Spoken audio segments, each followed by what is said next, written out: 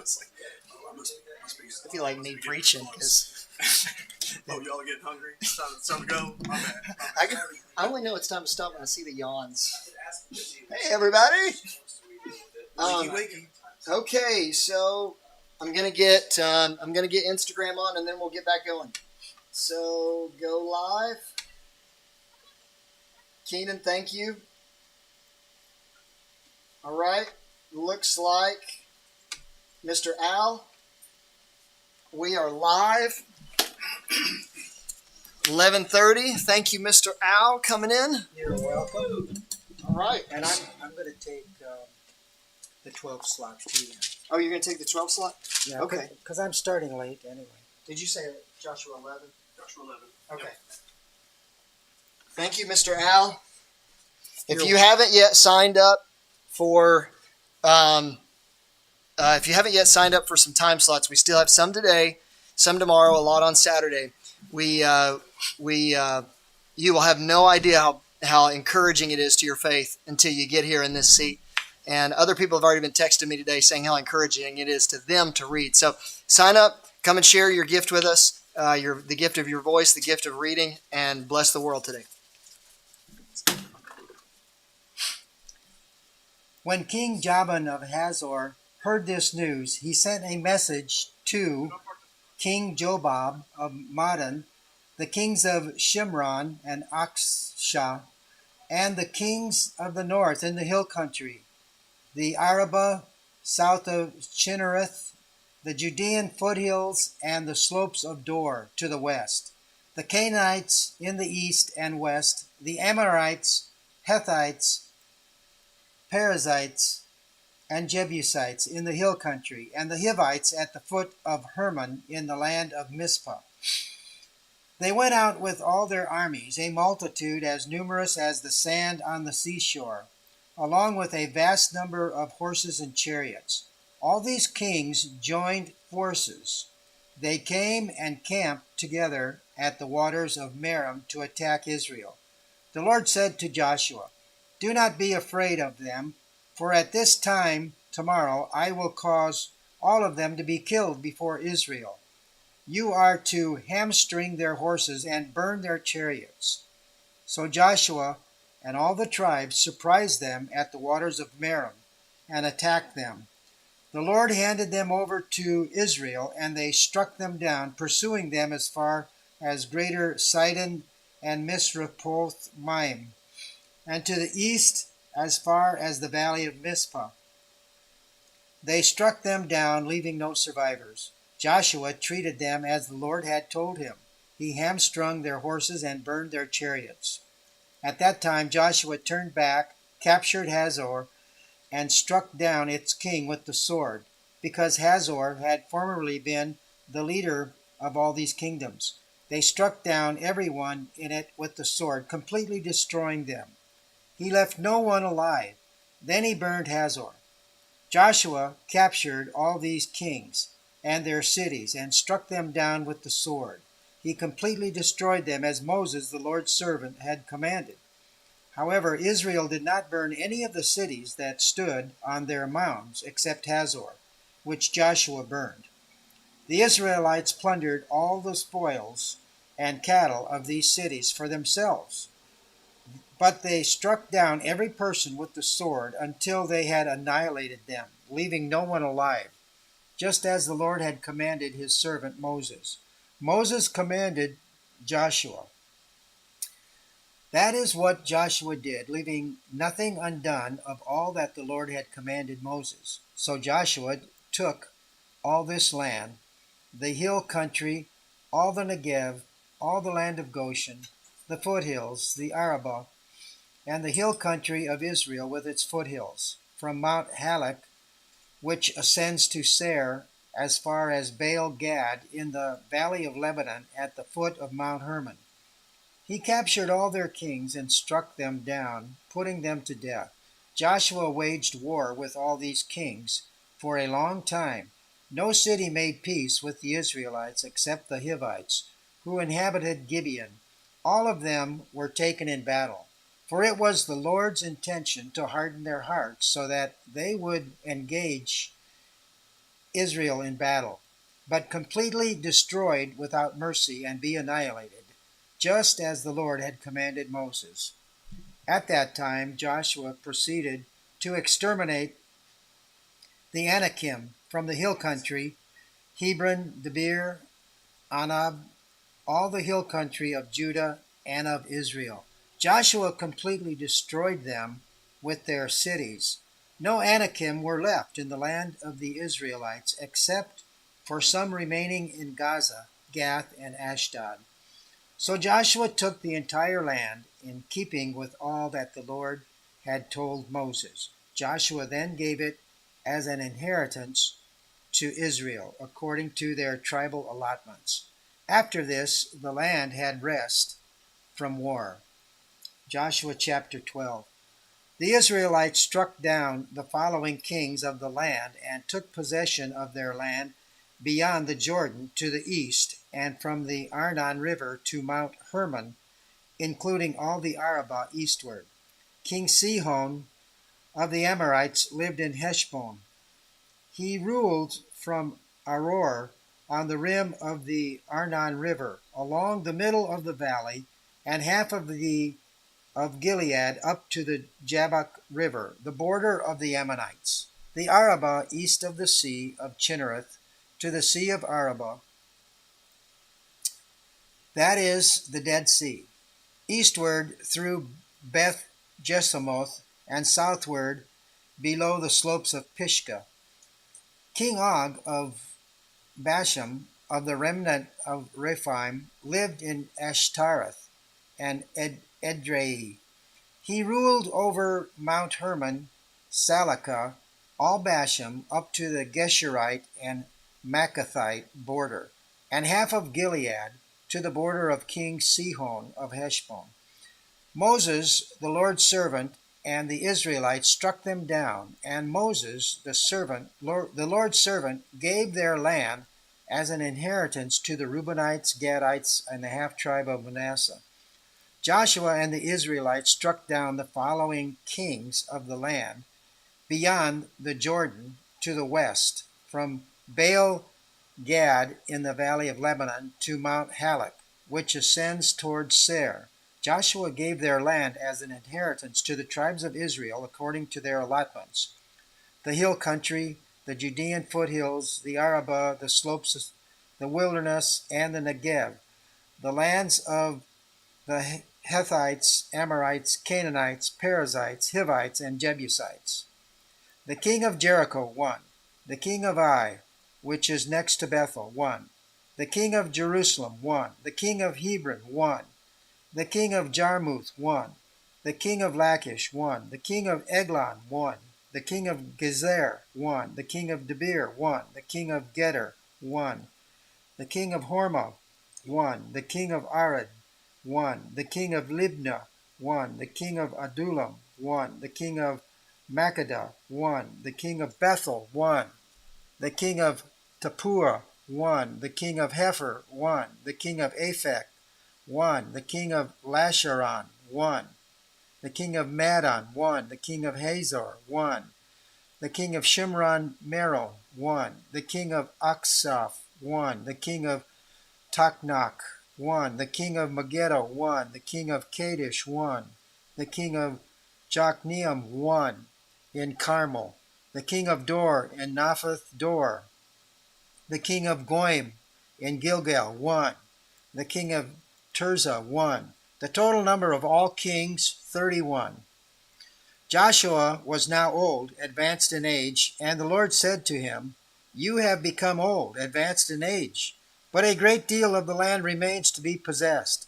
This is the land that remains: all the districts of the Philistines and the Geshurites, from Sihor, east of Egypt, to the border of Ekron on the north, considered to be Canaanite territory. The 5 Philistine rulers of Gaza, Ashdod, Askelon, Gath, and Ekron, as well as the Avites in the south, all the land of the Canaanites, from Arab, of the Sidonians to Aphek, and as far as the border of the Amorites.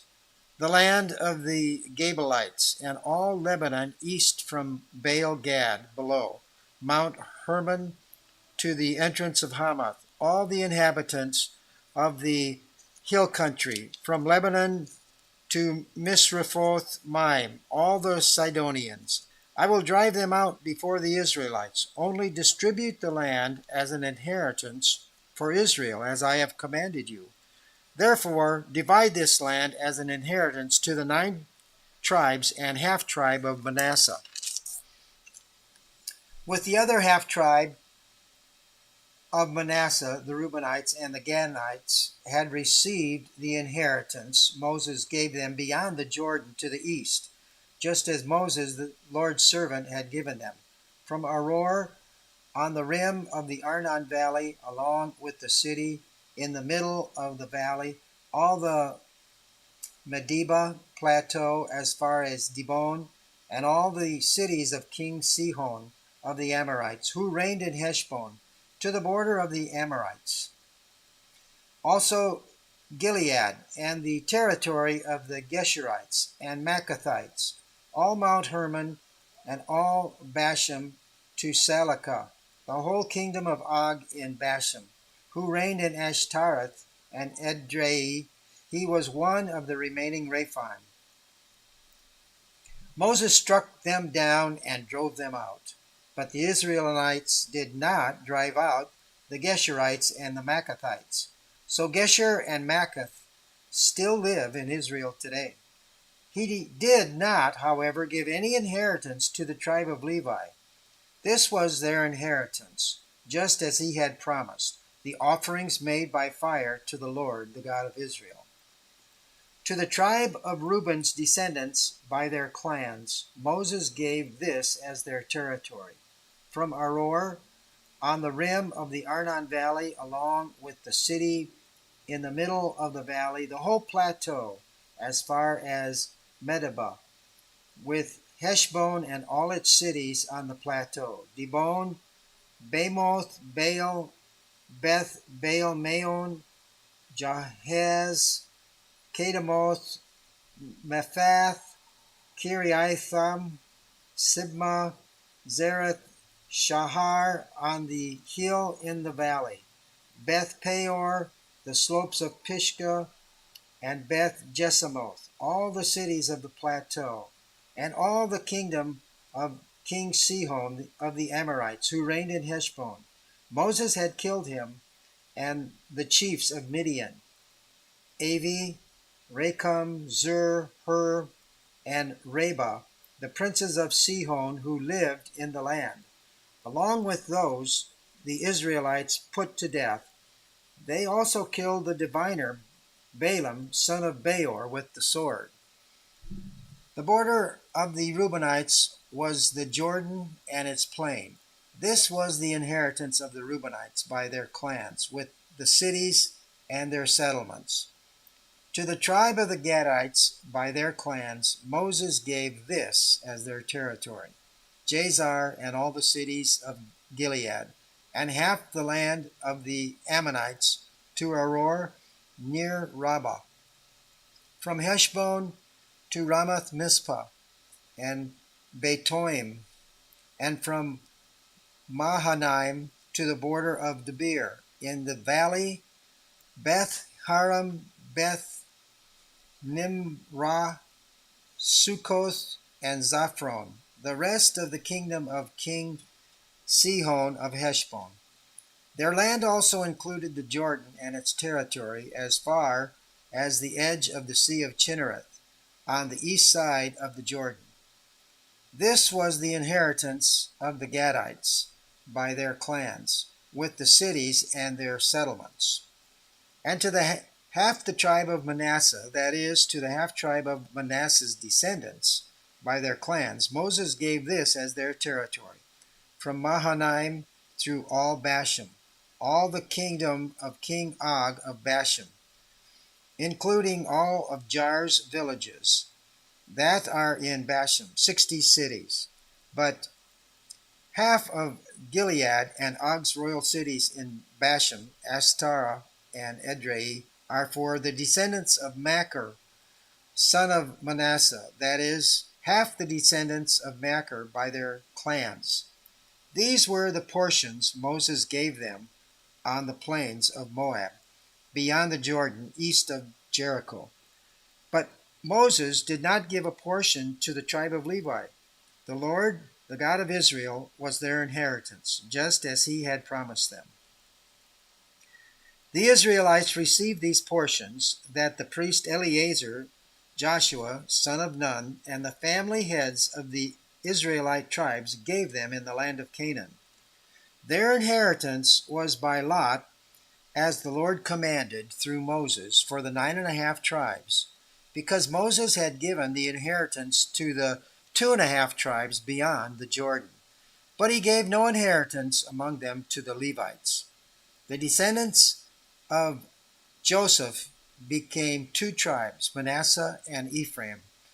No portion of the land was given to the Levites except cities to live in, along with pasture lands for their cattle and livestock. So the Israelites did as the Lord commanded Moses, and they divided the land. The descendants of Judah approached Joshua at Gilgal, and Caleb, son of Jephunneh, the Kenizzite, said to him, "You know what the Lord promised Moses, the man of God, at Kadesh Barnea, about you and me. I was 40 years old when Moses, the Lord's servant, sent me from Kadesh Barnea to scout the land, and I brought back an honest report. My brothers who went with me caused the people to lose heart, but I followed the Lord my God completely. On that day Moses swore to me, 'The land where you have set foot will be an inheritance for you and your descendants forever, because you have followed the Lord my God completely.' As you see, the Lord has kept me alive these 45 years as he promised, since the Lord spoke this word to Moses while Israel was journeying in the wilderness. Here I am today, 85 years old.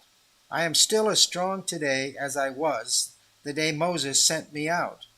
My strength for battle and for daily tasks is now as it was then. Now give me this hill country the Lord promised me on that day, because you heard then that the Anakim are there, as well as large fortified cities. Perhaps the Lord will be with me, and I will drive them out as the Lord promised." Then Joshua blessed Caleb the son of Jephunneh, and gave him Hebron as an inheritance. Therefore Hebron still belongs to Caleb son of Jephunneh the Kenizzite as an inheritance today, because he followed the Lord, the God of Israel, completely. Hebron's name used to be Kiriath Arba. Arba was the greatest man among the Anakim. After this, the land had rest from war. Now, the allotment for the tribe of the descendants of Judah by their clans was the southernmost region south to the wilderness of Zin, and all to the border of Edom. Their southern border began at the tip of the Dead Sea on the South Bay, and went south of the Scorpion's Ascent, proceeded to Zin, ascended to the south of Kadesh Barnea, passed Hezron, ascended to Adar, and turned to Karka.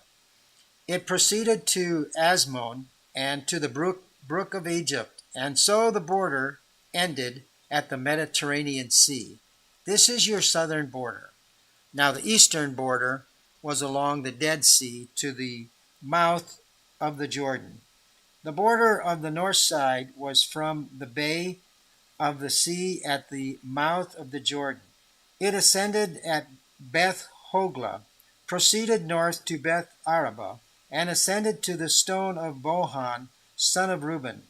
Then the border ascended to Debir from the valley of Achor, turning north to the Gilgal, that is opposite the ascent of Adullam, which is south of the ravine. The border proceeded to the waters of En-Shemesh and ended at En-Rogel. From there the border ascended Ben Hinnom Valley to the south, to the southern Jebusite slope, that is Jerusalem, and ascended to the top of the hill that faces Hinnom Valley on the west, at the north end of Rephaim Valley. From the top of the hill, the border curved to the spring of the waters of Nephtoah, went to the cities of Mount Ephron, and then curved to Bala, that is Kiriath Jearim. The border turned westward from Bala to Mount Seir, went to the northern slope of Mount Jearim, that is Chesalon, descended to Beth Shemesh, and proceeded to Timnah.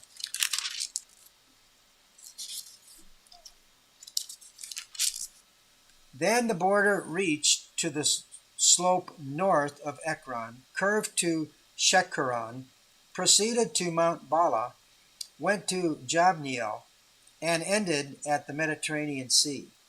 Now the western border was the coastline of the Mediterranean Sea. This was the boundary of the descendants of Judah around their clans. He gave Caleb the son of Jephunneh the following portion among the descendants of Judah based on the Lord's instruction to Joshua. Kiriath Arba, that is Hebron. Arba was the father of Anak. Caleb drove out from there the three sons of Anak, Sheshai, Ahiman, and Talmai, descendants of Anak. From there he marched against the inhabitants of Debir, which used to be called Kiriath Sepher. And Caleb said, "Whoever attacks and captures Kiriath Sepher, I will give my daughter Aksah to him as a wife." So Oniel, son of Caleb's brother Kenez, captured it, and Caleb gave his daughter Aksah to him as a wife. When she arrived, she persuaded Othniel to ask her father for a field. As she got off her donkey, Caleb asked her, "What can I do for you?" She replied, "Give me a blessing. Since you have given me land in the Negev, give me the springs also." So he gave her the upper and lower springs. This was the inheritance of the tribe of the descendants of Judah by their clans.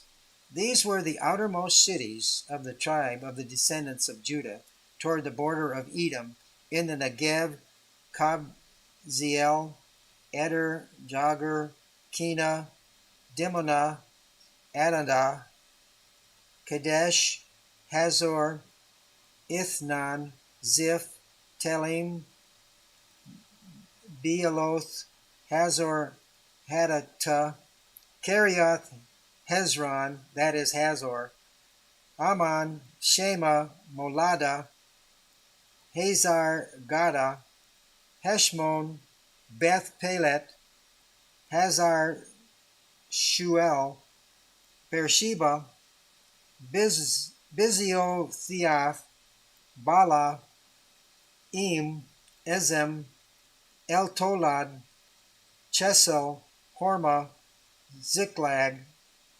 Madmana, Sanzana, Lebaoth, Shihim, Ain, and Rimmon, 29 cities in all, with their settlements. In the Judean foothills, Eshtaol, Zorah, Ashna, Zanoah, En-Garnim, Tapua, Enam, Jarmuth, Adullam, Soka, Azekah, Sharaim, Adathaim, Gederah, and Gederothaim, 14 cities with their settlements. Zenan, Hadashah, Migdal-Gad, Dillam, Mishpah, Jokhiel, Lachish, Bozkath, Eglon, Kaman, Laman, Chishlish, Gederoth, Beth Dagon, Nama, and Makkedah, 16 cities with their settlements. Libnah, Ether, Ashan, Iptah, Ashna, Nezib, Keilah, Achzib, and Marashah, 9 cities with their settlements. Ekron with its surrounding villages and settlements. From Ekron to the sea, all the cities near Ashdod with their settlements. Ashdod with its surrounding villages and settlements. Gaza with its surrounding villages and settlements, to the brook of Egypt and the coastline of the Mediterranean Sea. In the hill country, Shamir, Jokteam, Soko, Dana, Kiriath Sana, that is Debir, Anab, Eshtemo, Anim, Goshen, Holon, and Gilo, 11 cities with their settlements. Arab, Duma, Eshan, Janim, Beth Tapua, Apekah, Humta, Kiriath Arba, that is Hebron, and Zior, 9 cities with their settlements. Maon, Carmel, Ziph, Juttah, Jezreel, Jokdeam, Zanoah, Kain, Gibeah, and Tibnah, 10 cities with their settlements. Halhu, Beth Zur, Gedar, Maroth, Beth Anoth, and El Tikon, 6 cities with their settlements. Kiriath Baal, that is Kiriath Jearim, and Rabbah, 2 cities with their settlements. In the wilderness, Beth Araba, Middin, Sekaka, Zebshan, the city of Salt, and En-Gedi, 6 cities with their settlements. But the descendants of Judah could not drive out the Jebusites who lived in Jerusalem. So the Jebusites still live in Jerusalem among the descendants of Judah today. Joshua chapter 16. The allotment for the descendants of Joseph went from the Jordan at Jericho to the waters of Jericho on the east, through the wilderness, ascending from Jericho into the hill country of Bethel. From Bethel it went to Luz, and proceeded to the border of the Arkites by Ataroth. It then descended westward to the border of the Japhilites, as far as the border of lower Beth Horon, then to Gezer, and ended at the Mediterranean Sea. So Ephraim and Manasseh, the sons of Joseph, received their inheritance. This was the territory of the descendants of Ephraim by their clans. The border of their inheritance went from Ataroth Adar on the east to upper Beth Horon. In the north, the border went westward from Mikmethath. It turned eastward from Tanath Shiloh and passed it east of Janoah. From Janoah it descended to Ataroth and Nara, and then reached Jericho and went to the Jordan. From Tapua the border went westward along the brook of Kana and ended at the Mediterranean Sea. This was the inheritance of the tribe of the descendants of Ephraim by their clans, together with the cities set apart for the descendants of Ephraim within the inheritance of the descendants of Manasseh. All these cities with their settlements. However, they did not drive out the Canaanites who lived in Gezer. So the Canaanites still live in Ephraim today, but they are forced laborers. Chapter 17. This was the allotment for the tribe of Manasseh as Joseph's firstborn. Gilead and Bashan were given to Machir, the firstborn of Manasseh and the father of Gilead, because he was a man of war. So the allotment was for the rest of Manasseh's descendants by their clans, for the sons of Abiezer, Helek, Azriel, Shechem, Hefer, and Zemidah. These are the male descendants of Manasseh, son of Joseph by their clans. Now Zelophehad, son of Hepher, the son of Gilead, the son of Machir, the son of Manasseh, had no sons, only daughters.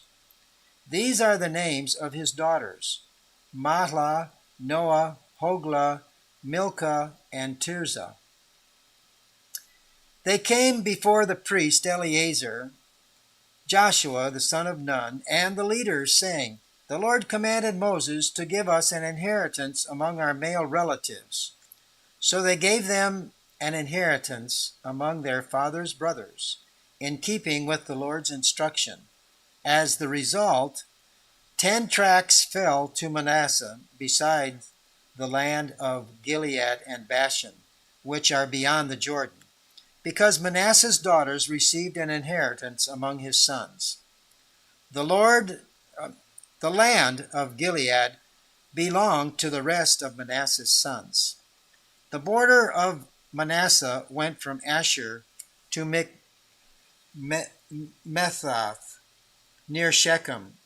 It then went southward toward the inhabitants of En-Tappuah. The region of Tappuah belonged to Manasseh, but Tappuah itself, on Manasseh's border, belonged to the descendants of Ephraim. From there the border descended to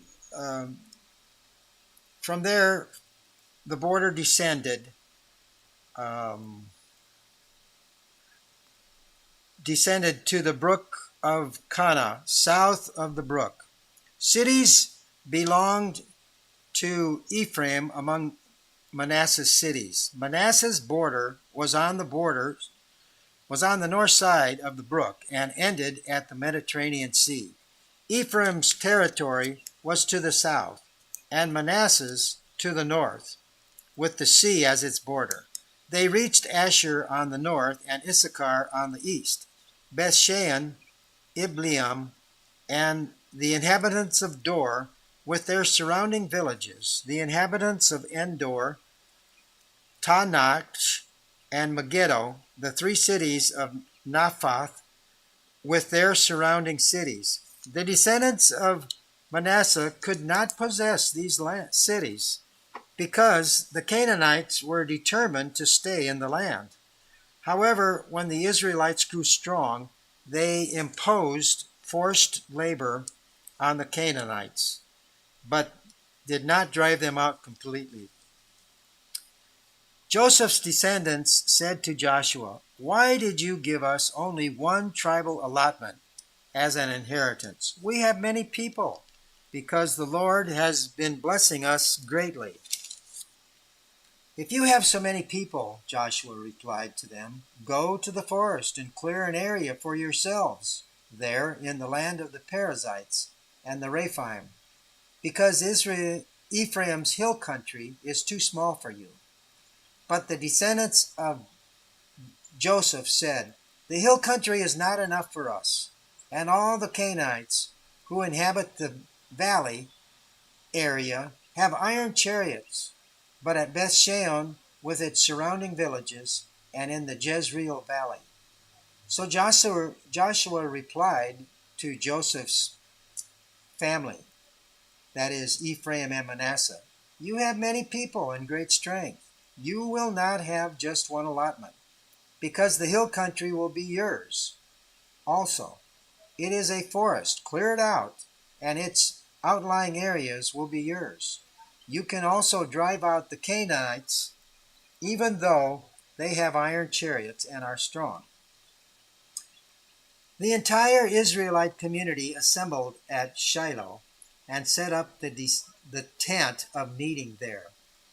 The land had been subdued before them, but 7 tribes among the Israelites were left who had not divided up their inheritance.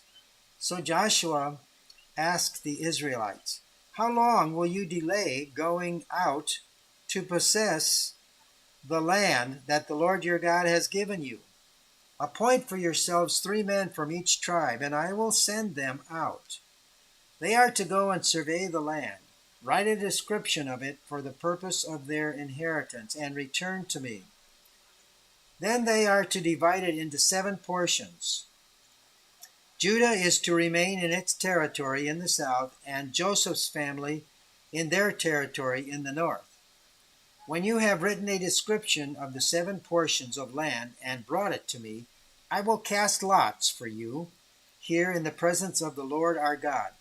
But the Levites among you do not get a portion, because their inheritance is the priesthood of the Lord.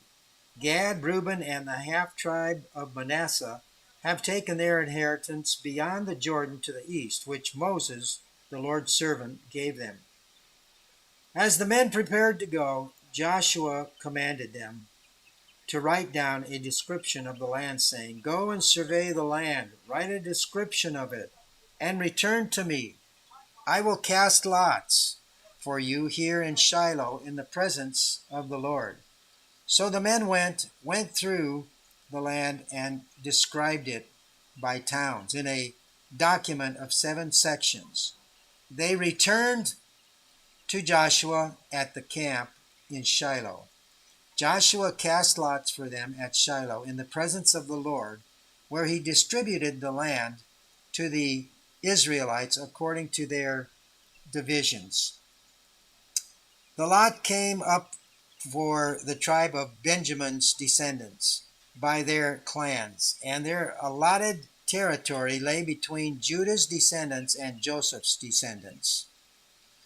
Their border on the north side began at the Jordan, ascended to the slope of Jericho on the north, through the hill country westward, and ended at the wilderness around Beth Aven. From there, the border went toward Luz, to the southern slope of Luz, that is Bethel. It then went down by Ataroth Adar, over the hill south of lower Beth Horon. On the west side, from the hill facing Beth Horon on the south, the border curved, turning southward, and ended at Kiriath Baal, that is Kiriath Jearim, a city of the descendants of Judah. This was the west side of their border. The south side began at the edge of Kiriath Jearim, and the border extended westward. It went to the spring at the waters of Nephtoah. The border descended to the foot of the hill that faces Beth Hinnom Valley at the northern end of Rephaim Valley. It ran down Hinnom Valley toward the south Jebusite slope and downward to Enrogel. It curved northward and went to En-Shemesh and on to Gelioth, which is opposite the ascent of Adullam, and continued down to the stone of Bohan, son of Reuben. Then it went north to the slope opposite the Arabah, and proceeded into the plains. The border continued to the north slope of Beth Hoglah, and ended at the northern bay of the Dead Sea, at the southern end of the Jordan. This was the southern border. The Jordan formed the border on the east side. This was the inheritance of Benjamin's descendants by their clans, according to its surrounding borders. Benjamin's cities were these: Jericho, Beth Hoglah, Emath, Keziz, Beth Arabah, Zamarim, Bethel, Avim, Para, Ophrah, Shephar, Ammoni, Ophni, and Geba, 12 cities with their settlements: Gibeon, Ramah, Beroth, Mizpah, Chephirath, Moza, Rechaim, Ir-Piel, Taralah, Zela, Ha'elef, Jebus, that is Jerusalem, Gibeah, and Kiriath, 14 cities with their settlements. This was the inheritance for Benjamin's descendants by their clans. The second lot came out for Simeon, for the tribe of his descendants by their clans. But their inheritance was within the inheritance given to Judah's descendants. Their inheritance included Beersheba or Sheba, Molada, Hazar Shual, Bela, Ezim, El Tolad, Bethul, Hormah, Ziklag, Beth Markaboth, Hazar Susa, Beth Lebaoth, and Sharuhen, 13 cities with their settlements. Ain, Rimmon, Ether, and Ashon, 4 cities with their settlements, and all the settlements surrounding these cities as far as Belath Bir, Ramah in the south. This was the inheritance of the tribe of Simeon's descendants by their clans. The inheritance of Simeon's descendants was within the territory of Judah's descendants, because the share for Judah's descendants was too large. So Simeon's descendants received an inheritance within Judah's portion. Zebulun, the third lot came up for Zebulun's descendants by their clans. The territory of their inheritance stretched as far as Zarid. Their border went up westward to Maralah, reached Dabesheth, and met the brook east of Jokneam. From Sarid it turned due east along the border of Chishlath Tarbor, went to Daberoth, and went up to Japhia. From there it went due east to Gath-Hepher and to Eth Kazim. It extended to Rimmon, curving around to Neah. The border then circled around Neah on the north of Hanathan and ended at Iphta-El Valley. Along with Katath, Nahalal, Shimron, Idalah, and Bethlehem, 12 cities with their settlements. This was the inheritance of Zebulun descendants by their clans, these cities with their settlements. Issachar's inheritance. The fourth lot came out for the tribe of Issachar's descendants by their clans. Their territory went to Jezreel and included Jeshuloth, Shunan, Hapharaim, Shion, Anaharoth, Rabith, Kishion, Ebez, Rameth, En-Ganim, En-Haddah, and Beth Pazaz. The border reached Tabor, Shahazuma, and Beth Shemosh, and ended at the Jordan, 16 cities with their settlements. This was the inheritance of the tribes of Issachar's descendants by their tribes, by their clans, the cities with their settlements. The fifth lot came out for the tribe of Asher's descendants by their clan. Their boundary included Helkath, Hali, Betan, Akshaph, Alamelech, Amad, and Mishal, and reached westward to Carmel and Shehor Libnath. It turned eastward to Beth Dagon, reached Zebulun and Iphta-El Valley, north toward Beth Emek and Neiel, and went north to Kabul, Ebron, Rehob, Haman, and Kana, as far as Greater Sidon. The boundary then turned to Ramah as far as the fortified city of Tyre. It turned back to Hosha and ended at the Mediterranean Sea, including Mahalob, Akzib, Umath, Aphek, and Rohob. 22 cities with their settlements.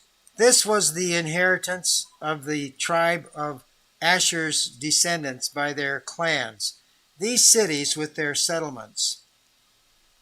The sixth lot out for Naphtali's descendants by their clan.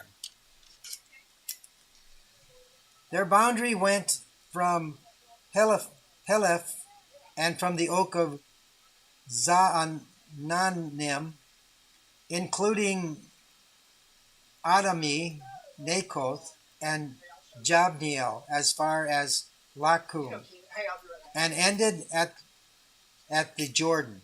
To the west, the boundary turned to Oznoth Tabor and went from there to Hukoth, reaching Zebulun on the south, Asher on the west, and Judah at the Jordan on the east. The fortified cities were Ziddim, Zer, Hamath, Rakav, Genereth,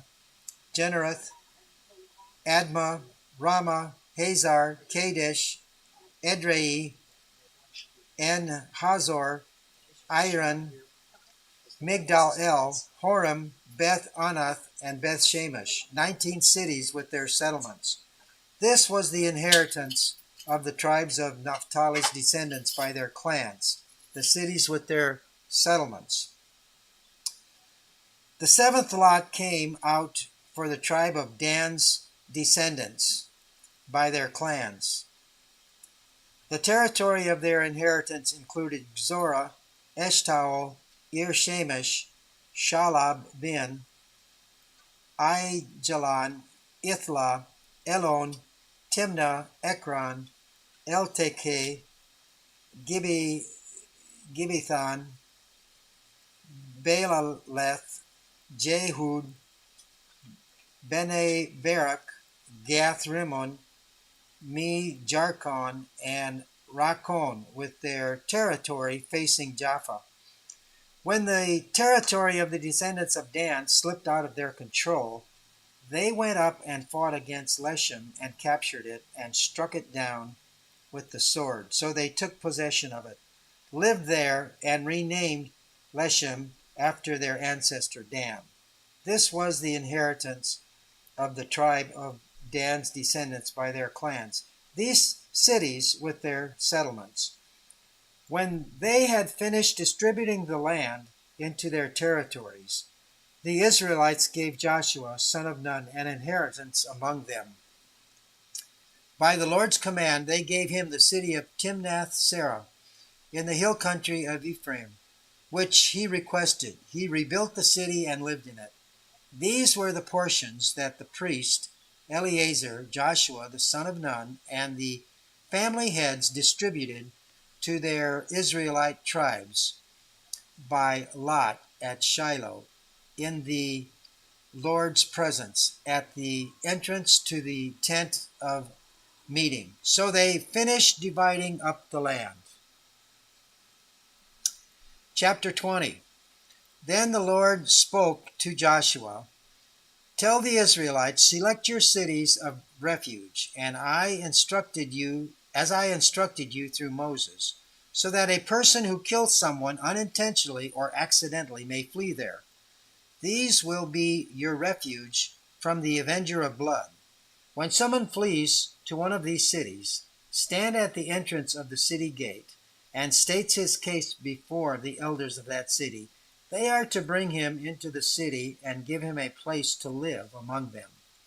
And if the avenger of blood pursues him, they must not hand the one who committed manslaughter over to him, for he killed his neighbor accidentally and did not hate him beforehand. He is to stay in that city until he stands trial before the assembly and until the death of the high priest serving at that time. Then the one who committed manslaughter may return home to his own city from which he fled." So they designated Kadesh in the hill country of Naphtali in Galilee, Shechem in the hill country of Ephraim, and Kiriath Arba, that is Hebron, in the hill country of Judah. Across the Jordan, east of Jericho, they selected Bezer on the wilderness plateau from Reuben's tribe, Ramoth in Gilead from Gad's tribe, and Golan in Bashan from Manasseh's tribe. These are the cities appointed for all the Israelites and the aliens residing among them, so that anyone who kills a person unintentionally may flee there and not die at the hand of the avenger of blood until he stands before the assembly. Chapter 21. The Levite family heads approached the priest Eleazar, Joshua son of Nun, and the family heads of the Israelite tribes. At Shiloh in the land of Canaan, they told them, "The Lord commanded through Moses that we be given cities to live in, with their pasture lands for our livestock." So the Israelites, by the Lord's command, gave the Levites these cities with their pasture lands from their inheritance. The lot came out for the Kohathite clans, the Levites, who were the descendants of the priest Aaron, received 13 cities by lot from the tribes of Judah, Simeon, and Benjamin. The remaining descendants of Kohath received 10 cities by lot from the clans of the tribes of Ephraim, Dan, and the half-tribe of Manasseh. Gershon's descendants received 13 cities by lot from the clans of the tribes of Issachar, Asher, Naphtali, and the half-tribe of Manasseh in Bashan. Merari's descendants received 12 cities for their clans from the tribes of Reuben, Gad, and Zebulun. The Israelites gave these cities with their pasture lands around them to the Levites by lot, as the Lord had commanded through Moses. The Israelites gave these cities by name from the tribes of the descendants of Judah and Simeon to the descendants of Aaron from the Kohathite clans of the Levites, because they received the first lot. They gave them Kiriath Arba, that is Hebron. Arba was the father of Anak, with its surrounding pasture lands in the hill country of Judah. But they gave the fields and the settlements of the city to Caleb, son of Jephunneh, as his possession.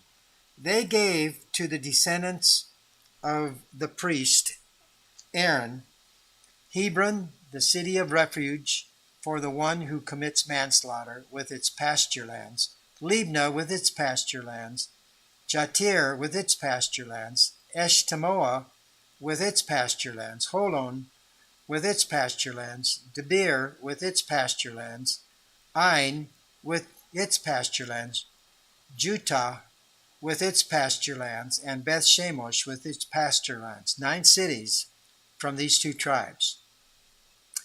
From the tribe of Benjamin they gave Gibeon with its pasture lands, Geba with its pasture lands, Anathoth with its pasture lands, and Almon with its pasture lands. 4 cities.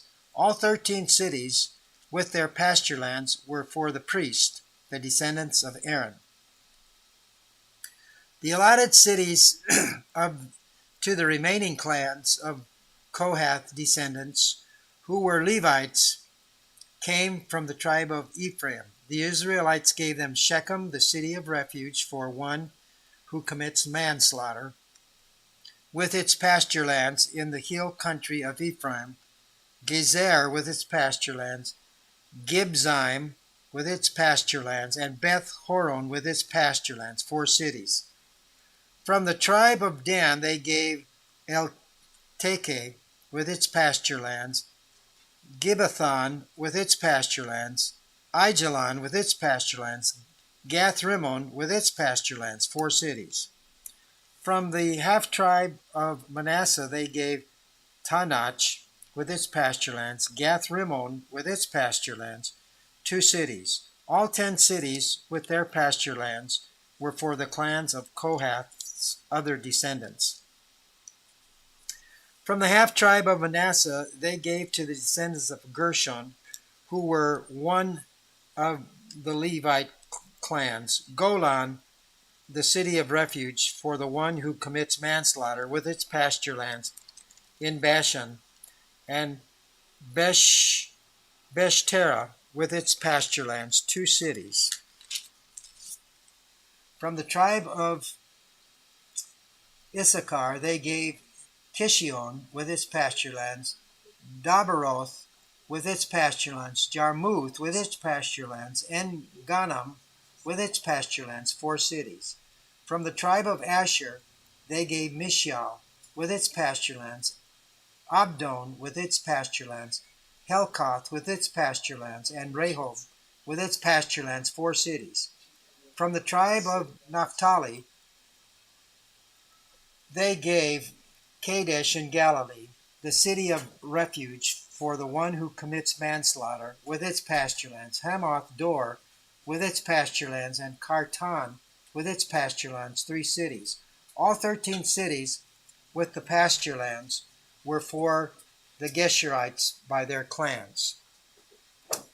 From the tribe of Zebulun they gave to the clans of the descendants of Merari, who were the remaining Levites, Jokneam with its pasture lands, Karta with its pasture lands, Dibna with its pasture lands, Nahalal with its pasture lands, 4 cities. From the tribe of Reuben they gave Bezer with its pasture lands, Jazah with its pasture lands, Kedemoth with its pasture lands, Mephath with its pasture lands, 4 cities.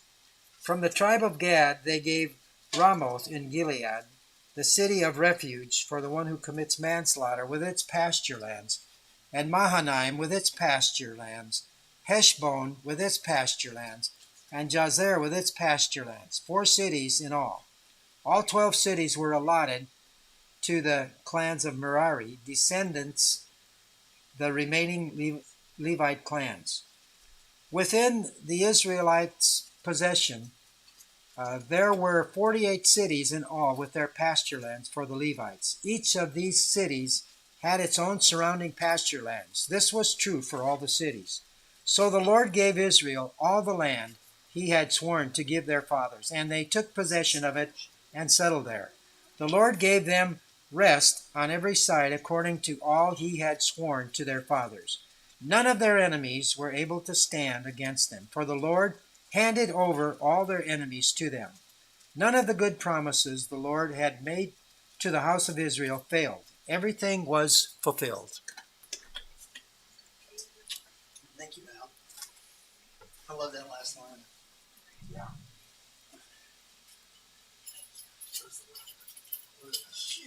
Cities and locations.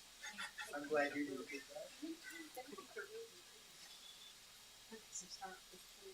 Yeah, start with 20. This one. Either one you want to. Let me make sure it's connected over here still. Yep, we're still good. I love hearing the faith of Caleb. Jennifer Hand. So now we're on Joshua 22. Then Joshua summoned the Reubenites, the Gadites, and the half-tribe of Manasseh, and said to them, "You have done all that Moses, the servant of the Lord, commanded, and you have obeyed me in everything I commanded. For a long time now, to this very day, you have not deserted your fellow Israelites, but have carried out the mission the Lord your God gave you. Now that the Lord your God has given them rest as he promised, return to your homes in the land that Moses, the servant of the Lord, gave you on the other side of the Jordan. But be very careful to keep the commandment and the law that Moses, the servant of the Lord, gave to you, to love the Lord your God, to walk in obedience to him, to keep his commands, to hold fast to him, and to serve him with all your heart and with all your soul." Then Joshua blessed them and sent them away, and they went to their homes. To the half-tribe of Manasseh Moses had given land in Bashan, and to the other half of the tribe Joshua gave land on the west side of the Jordan along with their fellow Israelites. When Joshua sent them home, he blessed them, saying, "Return to your homes with your great wealth, with large herds of livestock, with silver, gold, bronze, and iron, and a great quantity of clothing, and divide the plunder from your enemies with your fellow Israelites." So the Reubenites and Gadites And the half tribe of Manasseh left the Israelites at Shiloh in Canaan to return to Gilead, their own land, which they had acquired in accordance with the command of the Lord through Moses. When they came to Geliloth, near the Jordan in the land of Canaan, the Reubenites and Gadites and the half tribe of Manasseh built an imposing altar there by the Jordan. And when the Israelites heard that they had built the altar on the border of Canaan at Geliloth, near the Jordan on the Israelite side, the whole assembly of Israel gathered at Shiloh to go to war against them. So the Israelites sent Phinehas, son of Eleazar, the priest, to the land of Gilead, to Reuben, Gad, and the half tribe of Manasseh. With him they sent 10 of the chief men, one from each of the tribes of Israel, each the head of a family division among the Israelite clans. When they went to Gilead, to Reuben,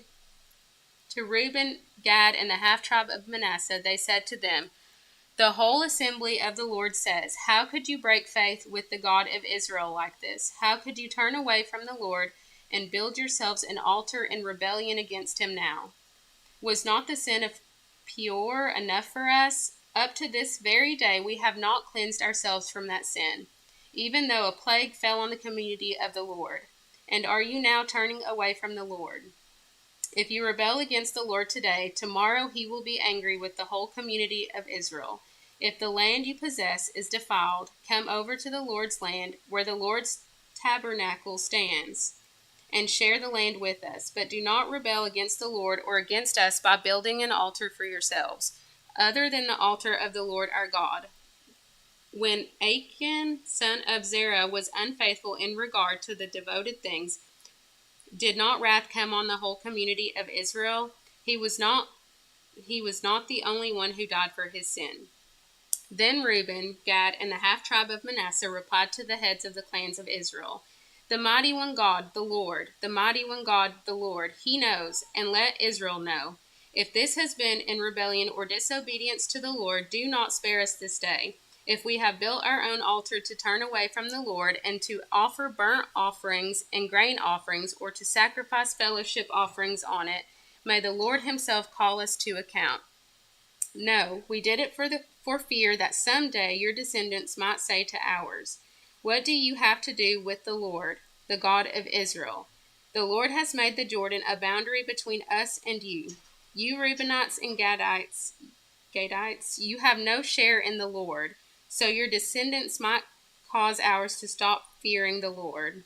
That is why we said, 'Let us get ready and build an altar,' but not for burnt offerings or sacrifices. On the contrary, it is to be a witness between us and you and the generations that follow, that we will worship the Lord at his sanctuary with our burnt offerings, sacrifices, and fellowship offerings. Then in the future your descendants will not be able to say to ours, 'You have no share in the Lord.'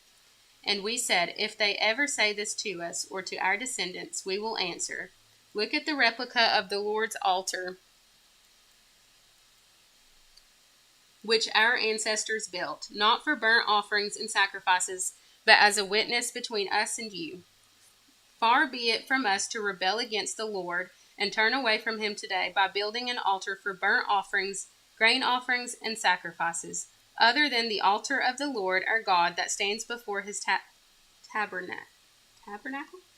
When Phinehas, the priest, and the leaders of the community, the heads of the clans of Israelites, heard what Reuben, Gad, and Manasseh had to say, they were pleased. And Phinehas, son of Eleazar the priest, said to Reuben, Gad, and Manasseh, "Today we know that the Lord is with us, because you have not been unfaithful to the Lord in this matter. Now you have rescued the Israelites from the Lord's hand."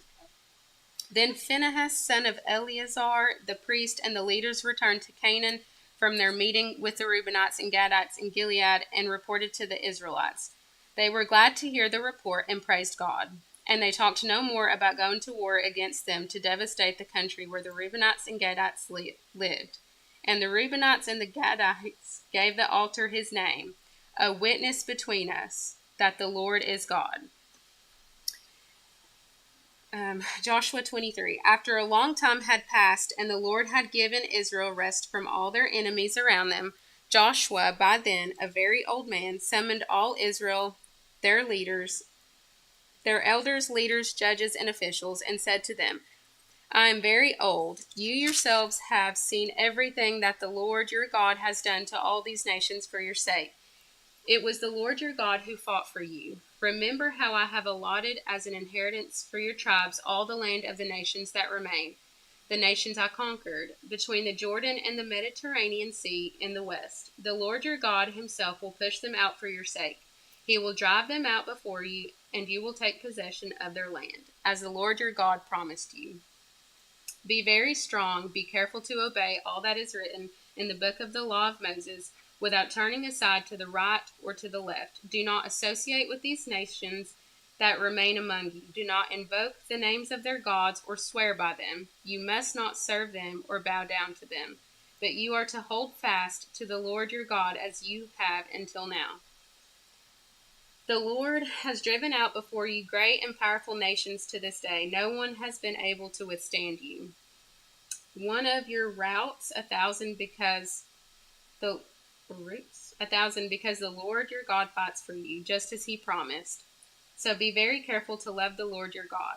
But if you turn away and ally yourselves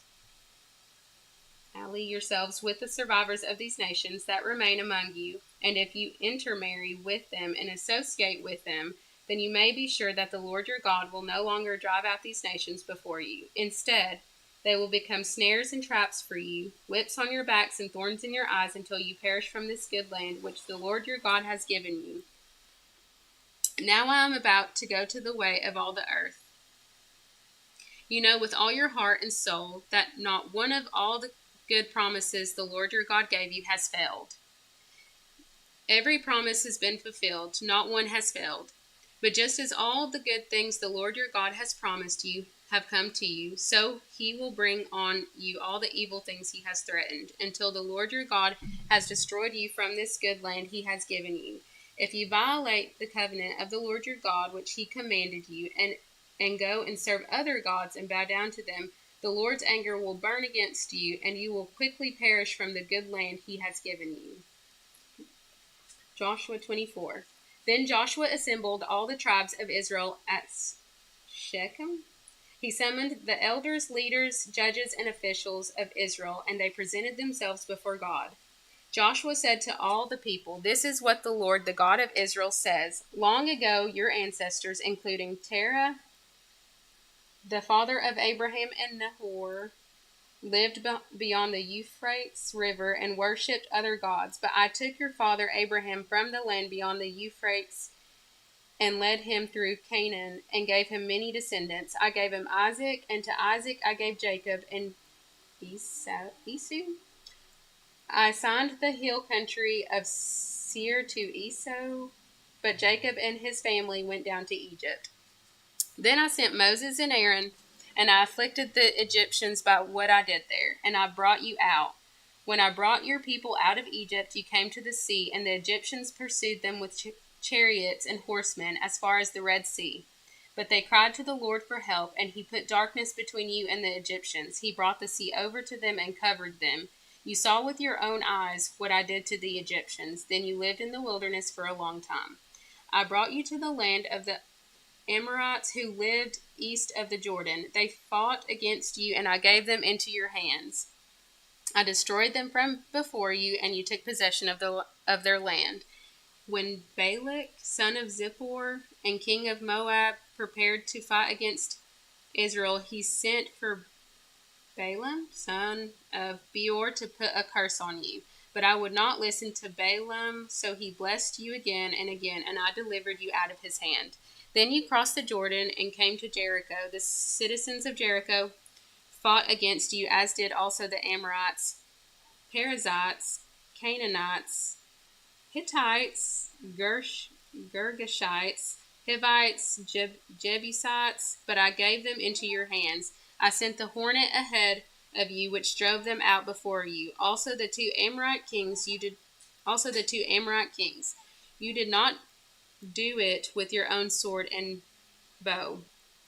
So I gave you a land on which you did not toil, and cities you did not build, and you live in them and eat from vineyards and olive groves that you did not plant. Now fear the Lord and serve him with all faithfulness. Throw away the gods your ancestors worshipped beyond the Euphrates River and in Egypt, and serve the Lord. But if serving the Lord seems undesirable to you, then choose for yourselves this day whom you will serve, whether the gods your ancestors served beyond the Euphrates, or the gods of Amorites in whose land you are living. But as for me and my household, we will serve the Lord. Then the people answered, Far be it from us to forsake the Lord to serve other gods. It was the Lord our God himself who brought us and our parents up out of Egypt, from the land of slavery, and performed those great signs before our eyes. He protected us on our entire journey among all the nations through which we traveled. And the Lord drove out before us all the nations, including the Amorites who lived in the land. We too will serve the Lord, because he is our God. Joshua said to the people, You are not able to serve the Lord. He is a holy God. He is a jealous God. He will not forgive your rebellion and your sins. If you forsake the Lord and serve foreign gods, he will turn and bring disaster on you and make an end of you after he has been good to you. But the Lord said to Joshua, No, we will serve the Lord. Then Joshua said, You are witnesses against yourselves that you have chosen to serve the Lord. Yes, we are witnesses, they replied. Now then, said Joshua, throw away the foreign gods that are among you and yield your hearts to the Lord, the God of Israel. And the people said to Joshua, We will serve the Lord our God and obey him. On that day Joshua made a covenant for the people, and there at Shechem he reaffirmed for them decrees and laws. And Joshua recorded these things in the book of the law of God. Then he took a large stone and set it up there under the oak near the holy place of the Lord. See, he said to all the people, This stone will be a witness against us. It has heard all the words the Lord has said to us. It will be a witness against you if you are untrue to your God. Then Joshua dismissed the people, each to their own inheritance. After these things, Joshua, son of Nun, the servant of the Lord, died at the age of 110. And they buried him in the land of his inheritance at Timnath Serah, in the hill country of Ephraim, north of Mount Gash.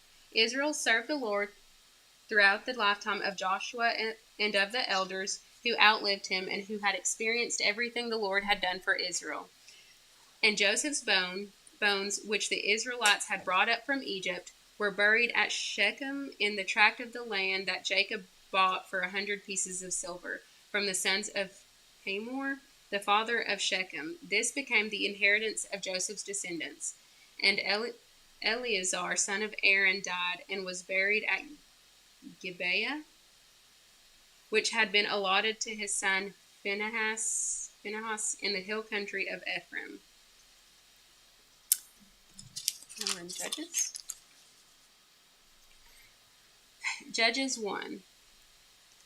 After the death of Joshua, the Israelites asked the Lord, Who of us is to go up first to fight against the Canaanites? The Lord answered, Judah shall go up. I have given the land into their hands. The men of Judah then said to the Simeonites, their fellow Israelites, Come up with us into the territory allotted to us to fight against the Canaanites. We in turn will go with you into yours. So the Simeonites went with them. When Judah attacked, the Lord gave the Canaanites and Perizzites into their hands, and they struck down 10,000 men at Bezek. It was there that they found Adonai-Bezek and fought against him, putting to rout the Canaanites and Perizzites. Adonai-Bezek fled, but they chased him and caught him and cut off his... I'll be back in 30 minutes. Okay. Somebody should be here at 1. Okay. Cecilia should be here. Okay. If Awesome. not, you don't have to stay. Okay.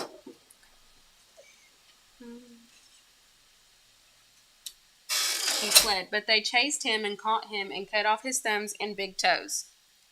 Then Adonai-Bezek said, 70 kings with their thumbs and big toes cut off have picked up scraps under my table. Now God has paid me back for what I did to them. They brought him to Jerusalem, and he died there. The men of Judah attacked Jerusalem also and took it. They put the city to the sword and set it on fire. After that, Judah went down to fight against the Canaanites living in the hill country. the Negev, and the western foothills. They advanced against the Canaanites living in Hebron, formerly called Kiriath Arba, and defeated Sheshai, Ahiman, and Talmai. From there they advanced against the people living in Debir, formerly called Kiriath Sefer. And Caleb said, I will give my daughter Aksa in marriage to the man who attacks and captures Kiriath Sefer. Othniel, son of Kenaz, Caleb's younger brother, took it, so Caleb gave his daughter Aksa to him in marriage. One day, when she came to Othniel, she urged him to ask her father for a field.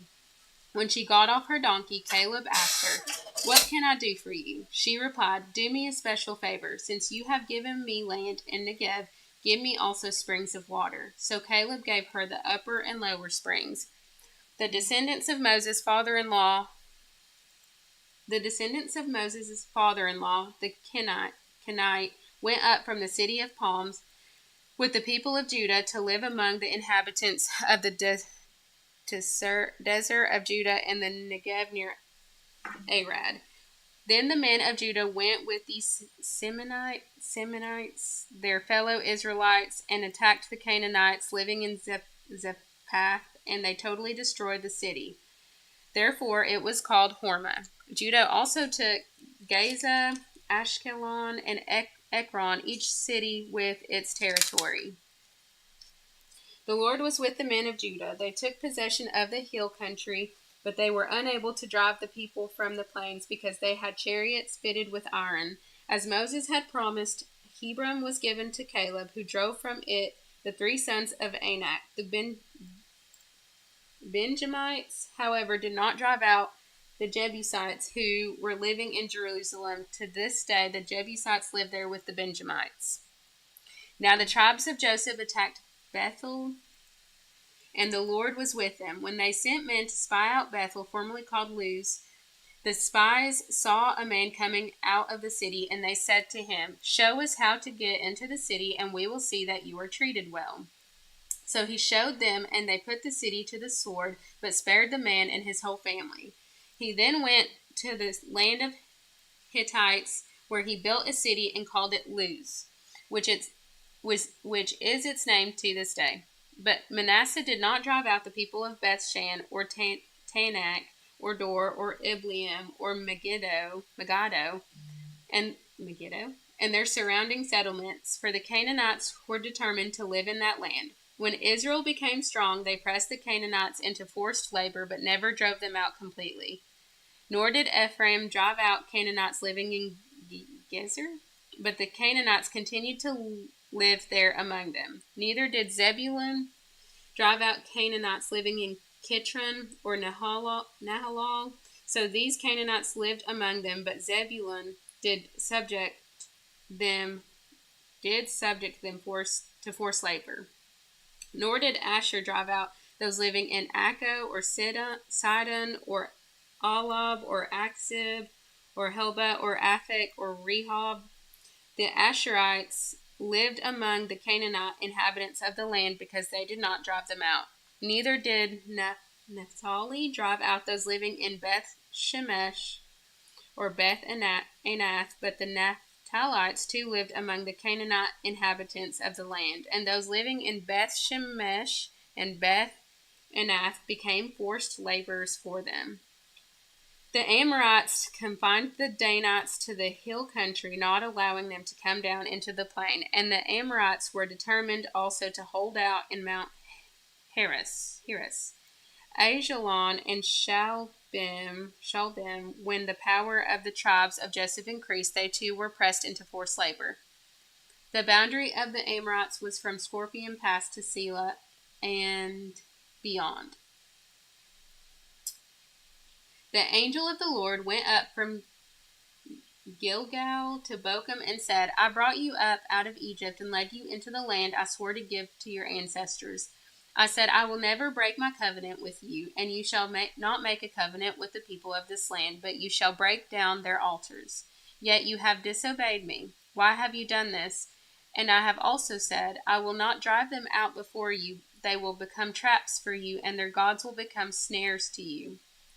When the angel of the Lord had spoken these things to all the Israelites, the people wept aloud, and they called that place Bochim. There they offered sacrifices to the Lord. After Joshua had dismissed the Israelites, they went to take possession of the land, each to their own inheritance. The people served the Lord throughout the lifetime of Joshua and of the elders who outlived him and who had seen all the great things the Lord had done for Israel. Joshua, son of Nun, the servant of the Lord, died at the age of 110, and they buried him in the land of his inheritance at Timnath-Heres, in the hill country of Ephraim, north of Mount Gash. After that whole generation had been gathered to their ancestors, another generation grew up who knew neither the Lord nor what he had done for Israel. Then the Israelites did evil in the eyes of the Lord and served the Baals. They forsook the Lord, the God of their ancestors, who had brought them out of Egypt. They followed and worshipped various gods of the peoples around them. They aroused the Lord's anger because they forsook him and served Baal and the Ashtoreths. In this anger against Israel, the Lord gave them into the hands of raiders who plundered them. He sold them into the hands of their enemies all around, whom they were no longer able to resist. Whenever Israel went out to fight, the hand of the Lord was against them to defeat them, just as he had sworn to them. They were in great distress. Then the Lord raised up judges who saved them out of the hands of these raiders. Yet they would not listen to their judges, but prostituted themselves to other gods and worshipped them. They quickly turned from the ways of their ancestors who had been obedient to the Lord's commands. Whenever the Lord raised up a judge for them, he was with the judge and saved them out of the hands of their enemies as long as the judge lived. For the Lord relented because of their groaning under those who oppressed and afflicted them.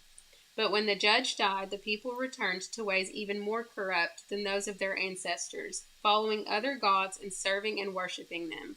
They refused to give up their evil practices and stubborn ways.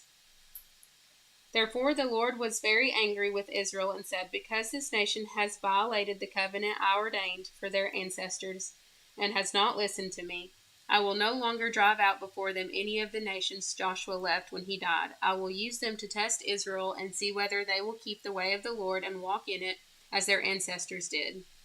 The Lord had allowed those nations to remain. He did not drive them out at once by giving them into the hands of Joshua.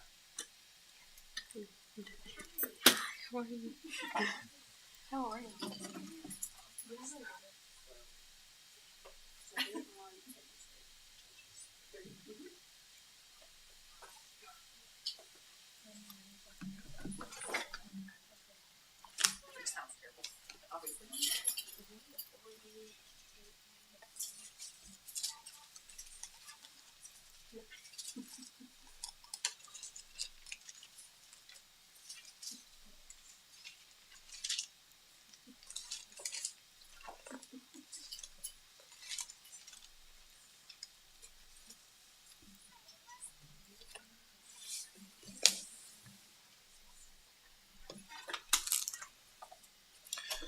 Judges 3.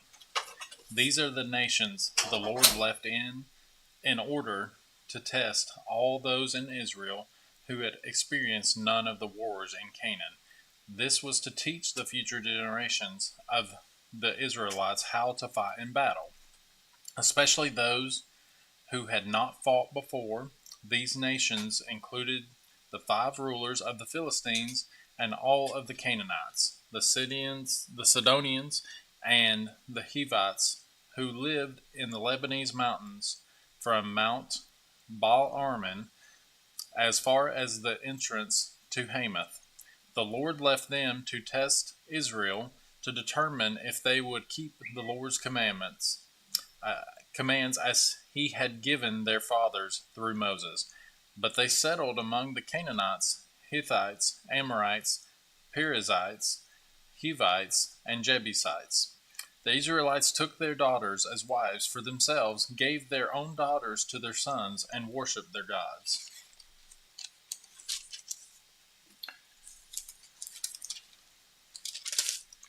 The Israelites did what was evil in the Lord's sight.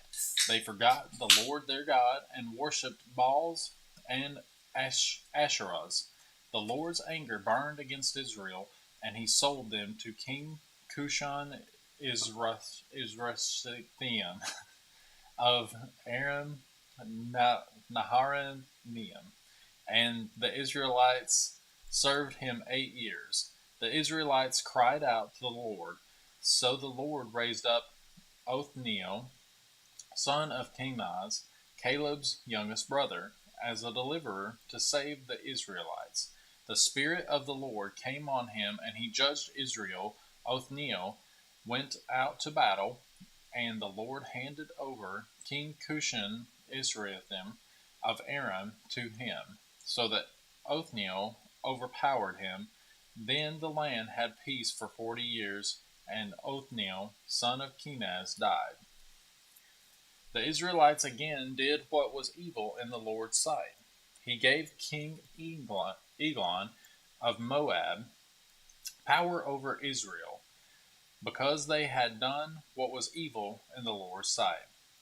After Eglon convinced the Ammonites and the Amalekites to join forces with him, he attacked and defeated Israel and took possession of the city of palms.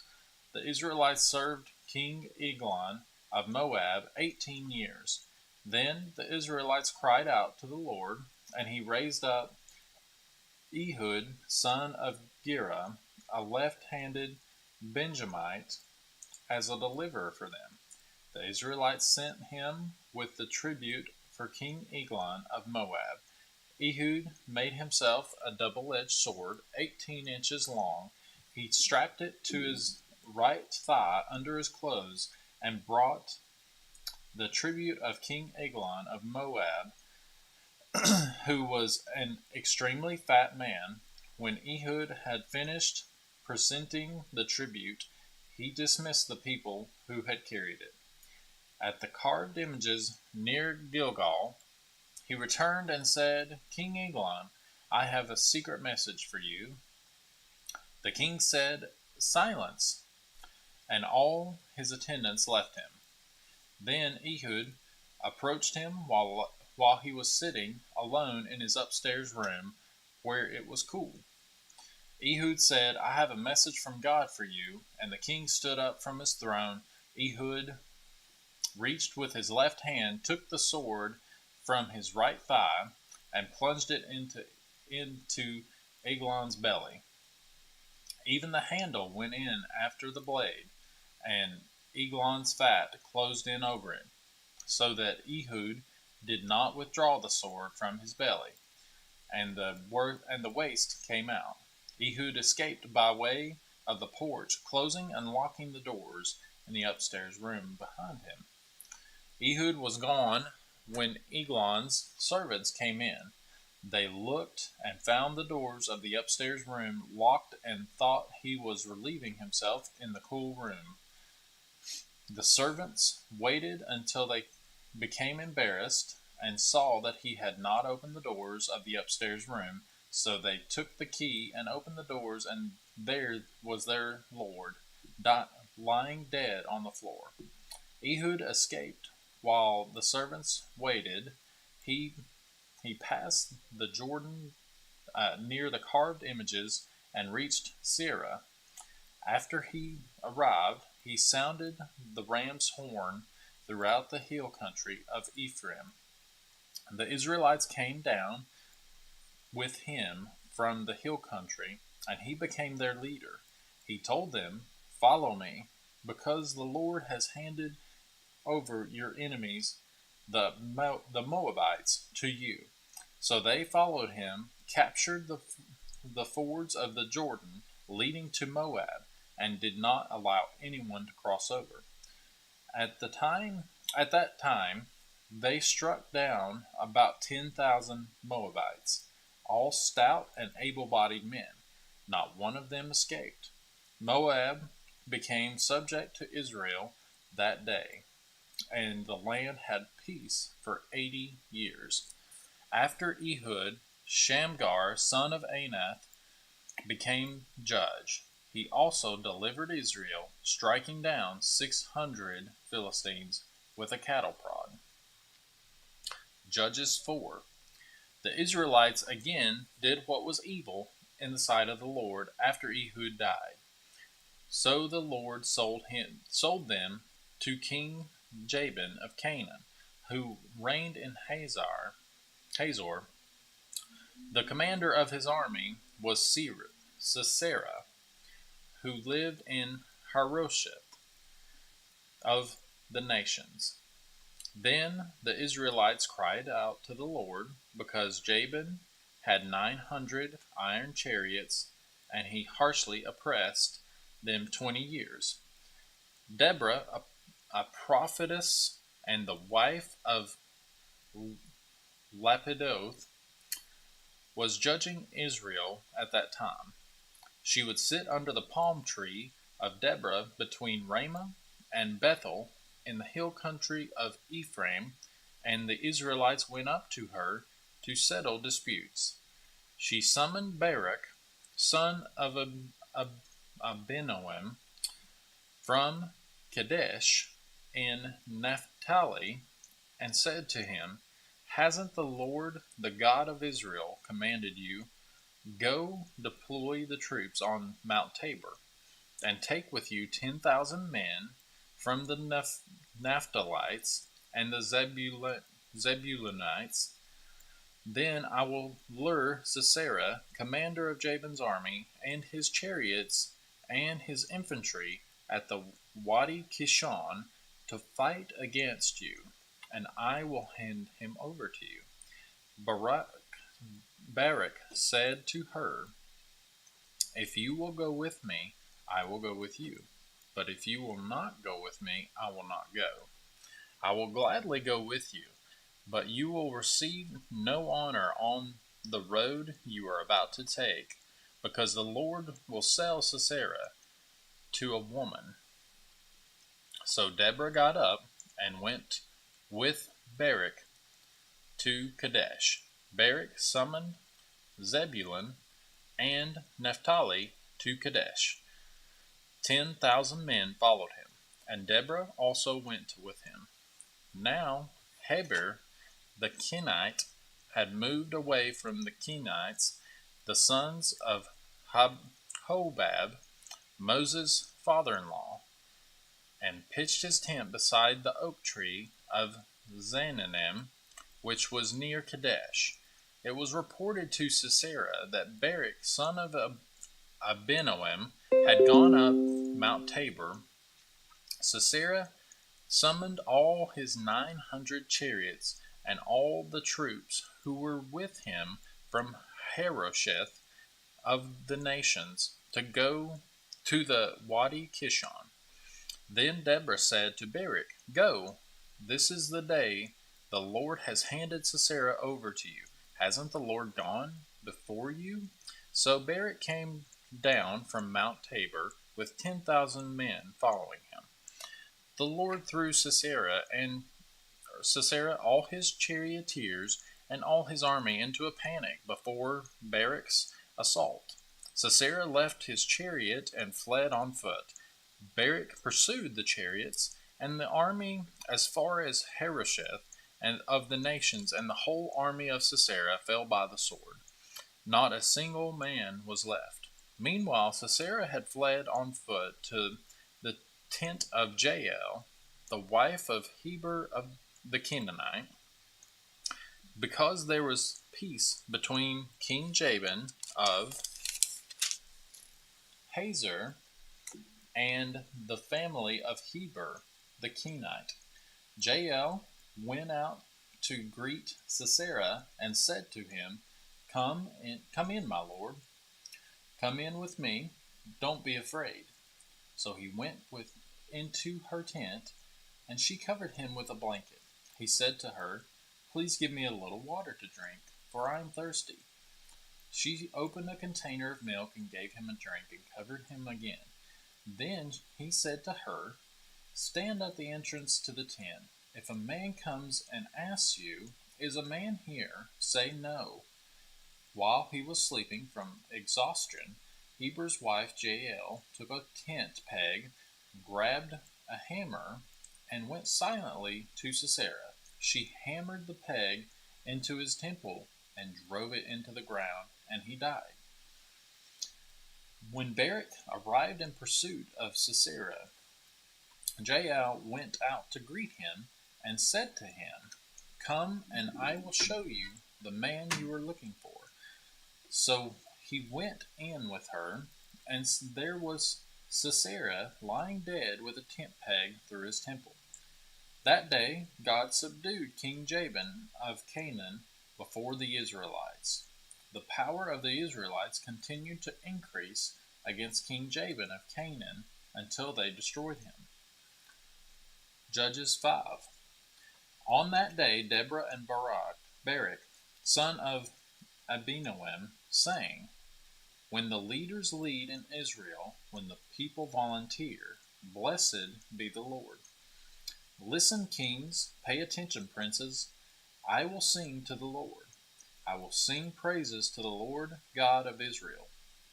Lord, when you come from Seir, when you marched from the fields of Edom, the earth trembled, the skies poured rain, and the clouds poured water.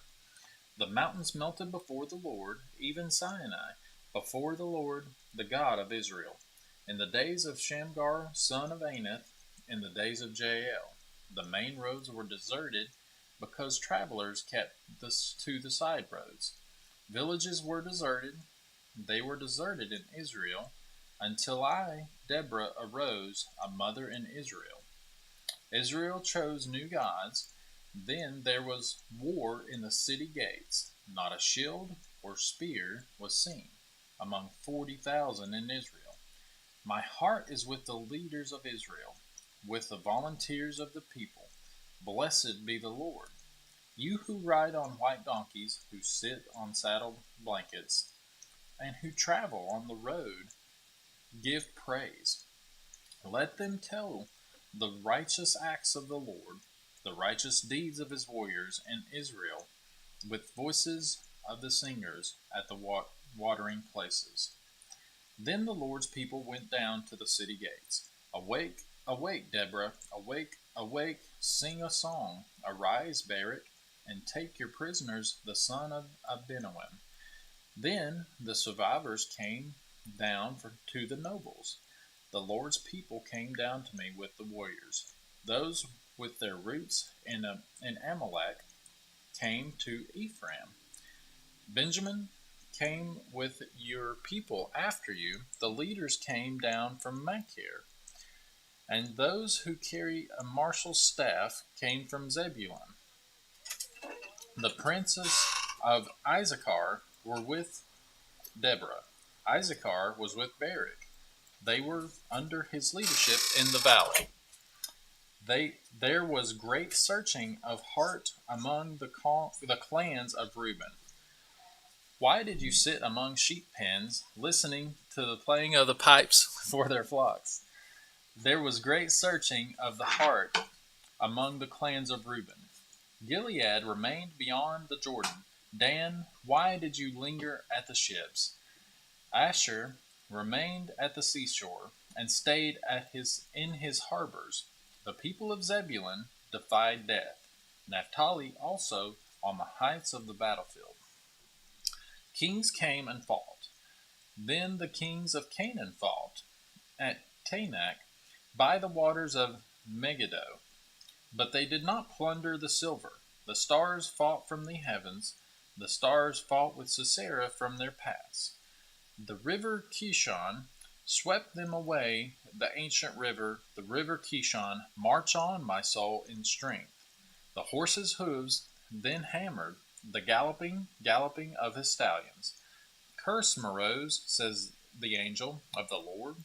Bitterly curse her inhabitants, and for they did not come to help the Lord with the warriors.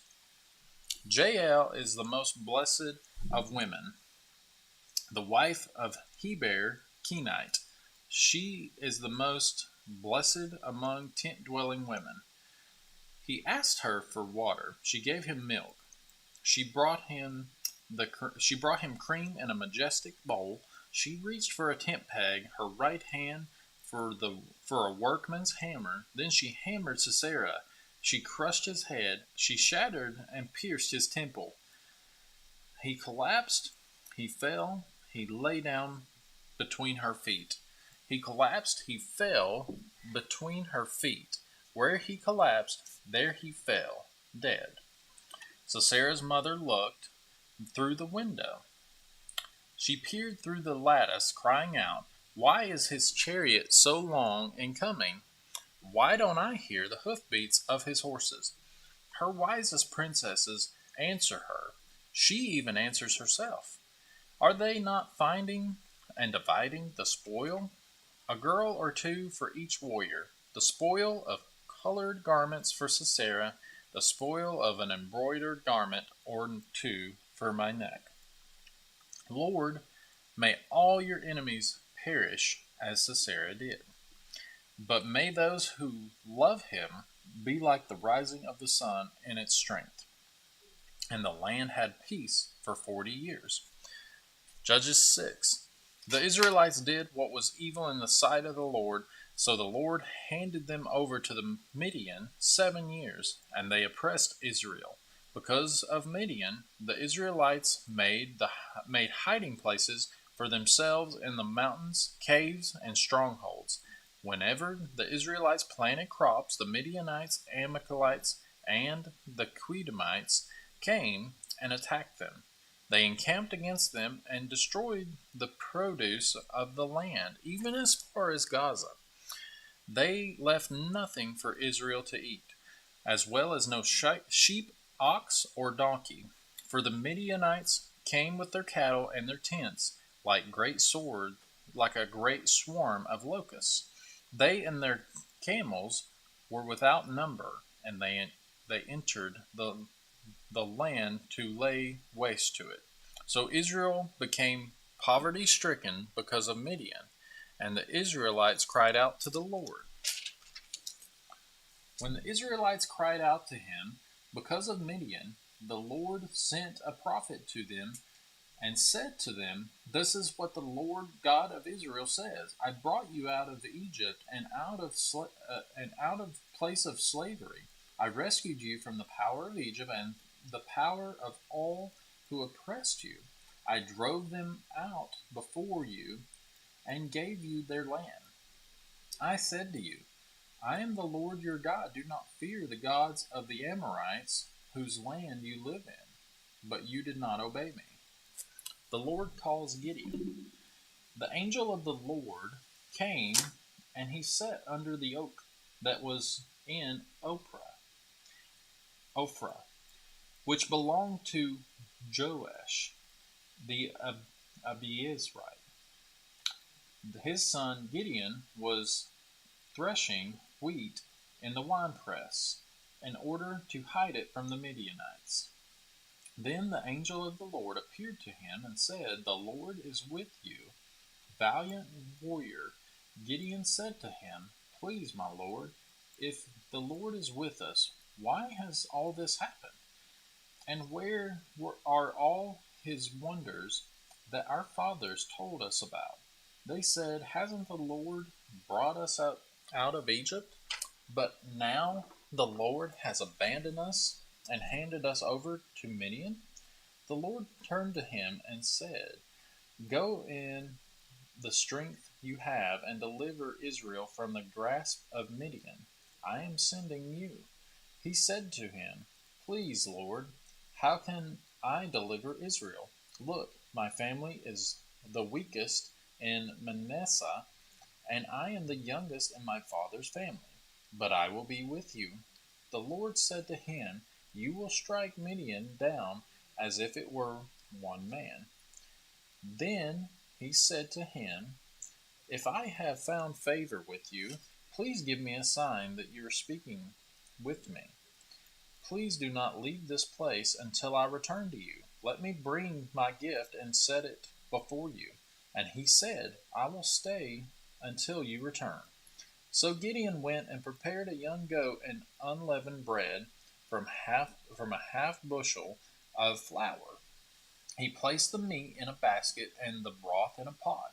He brought them out and offered them to him under the yoke.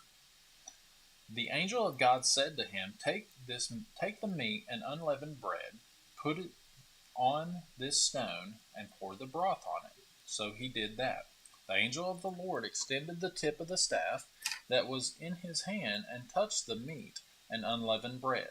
Fire came up from the rock and consumed the meat and the unleavened bread. Then the angel of the Lord vanished from his sight. When Gideon realized that he was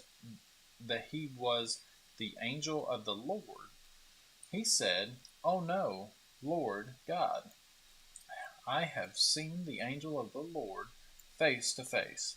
But the Lord said to him, "Peace to you. Don't be afraid, for you will not die."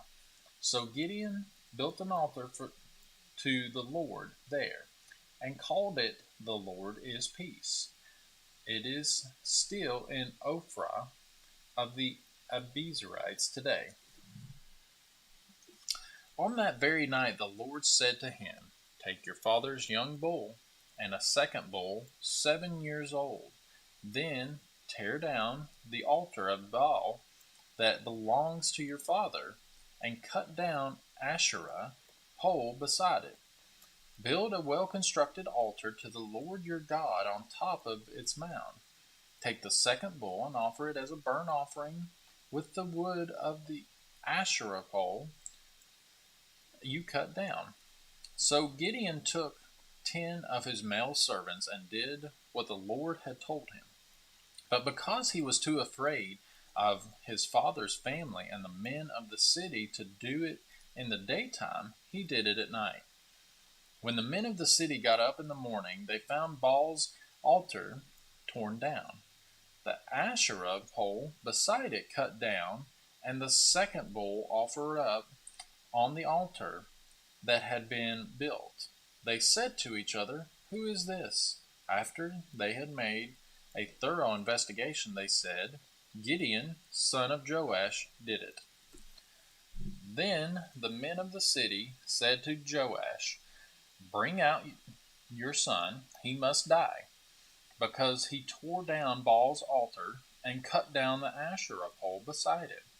But Joash said to all who stood against him, "Would you plead Baal's case for him? Would you save him? Whoever pleads his case will be put to death by morning. If he is God, let him plead his own case because someone tore down his altar." That day he was called Jerubbaal, since Joash said, "Let Baal contend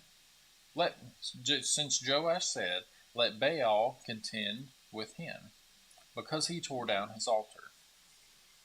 All the Midianites, Amalekites, Edomites gathered together, crossed over Jordan, and camped in the Jezreel valley.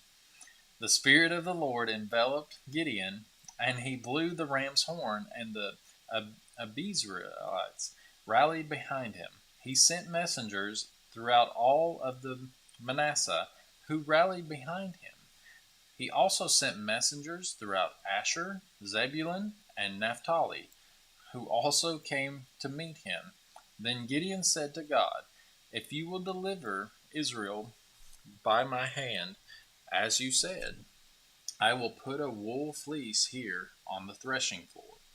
If dew is only on the fleece and all the ground is dry, I will know that you will deliver Israel by my strength, as you said." And that is what happened.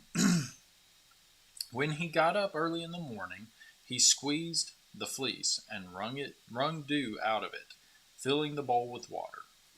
Gideon then said to God, "Don't be angry with me. Let me speak one more time. Please allow me to make one more test with fleece. Let it remain dry, and the dew be all over the ground." That night God did as Gideon requested, only the fleece was dry. and the dew was all over the ground.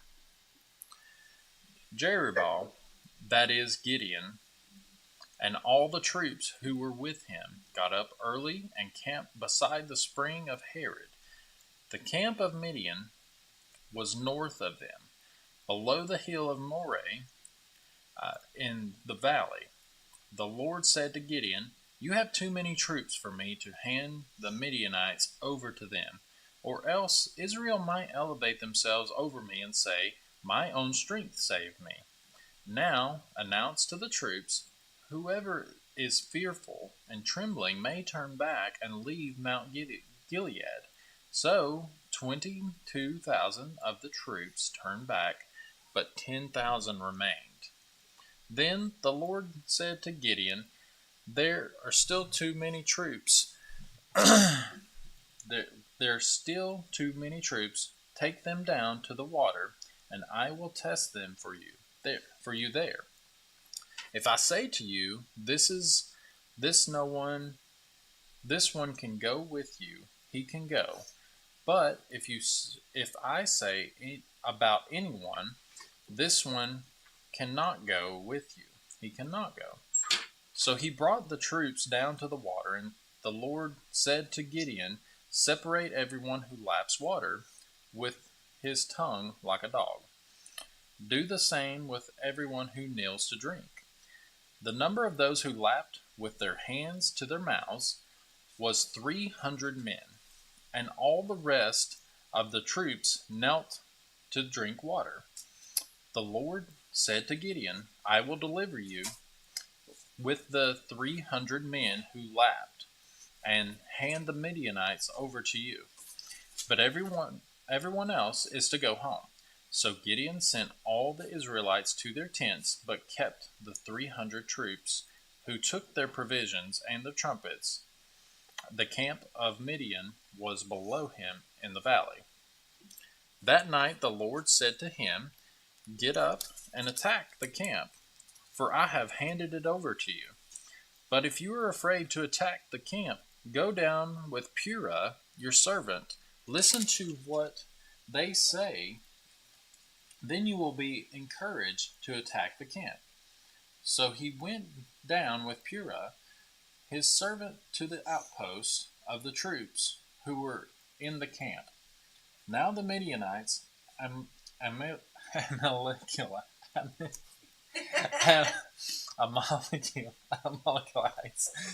oh my goodness, and all the Qedemites had settled down in the valley like a swarm of locusts, and their camels were in as numerable as the sand on the seashore. When Gideon arrived, there was a man telling his friend about a dream. He said, 'Listen, I had a dream. A loaf of barley came tumbling into the Midianite camp, struck a tent, and it fell. The loaf turned the tent upside down, and then it collapsed.' His friend answered, 'This is nothing less than the sword of Gideon of Joash, Israelite. God has handed the entire Midianite camp over to him.'"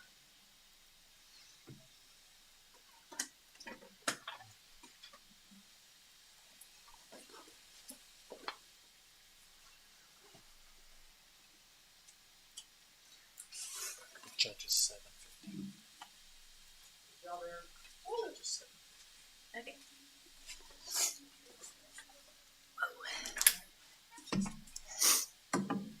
Okay.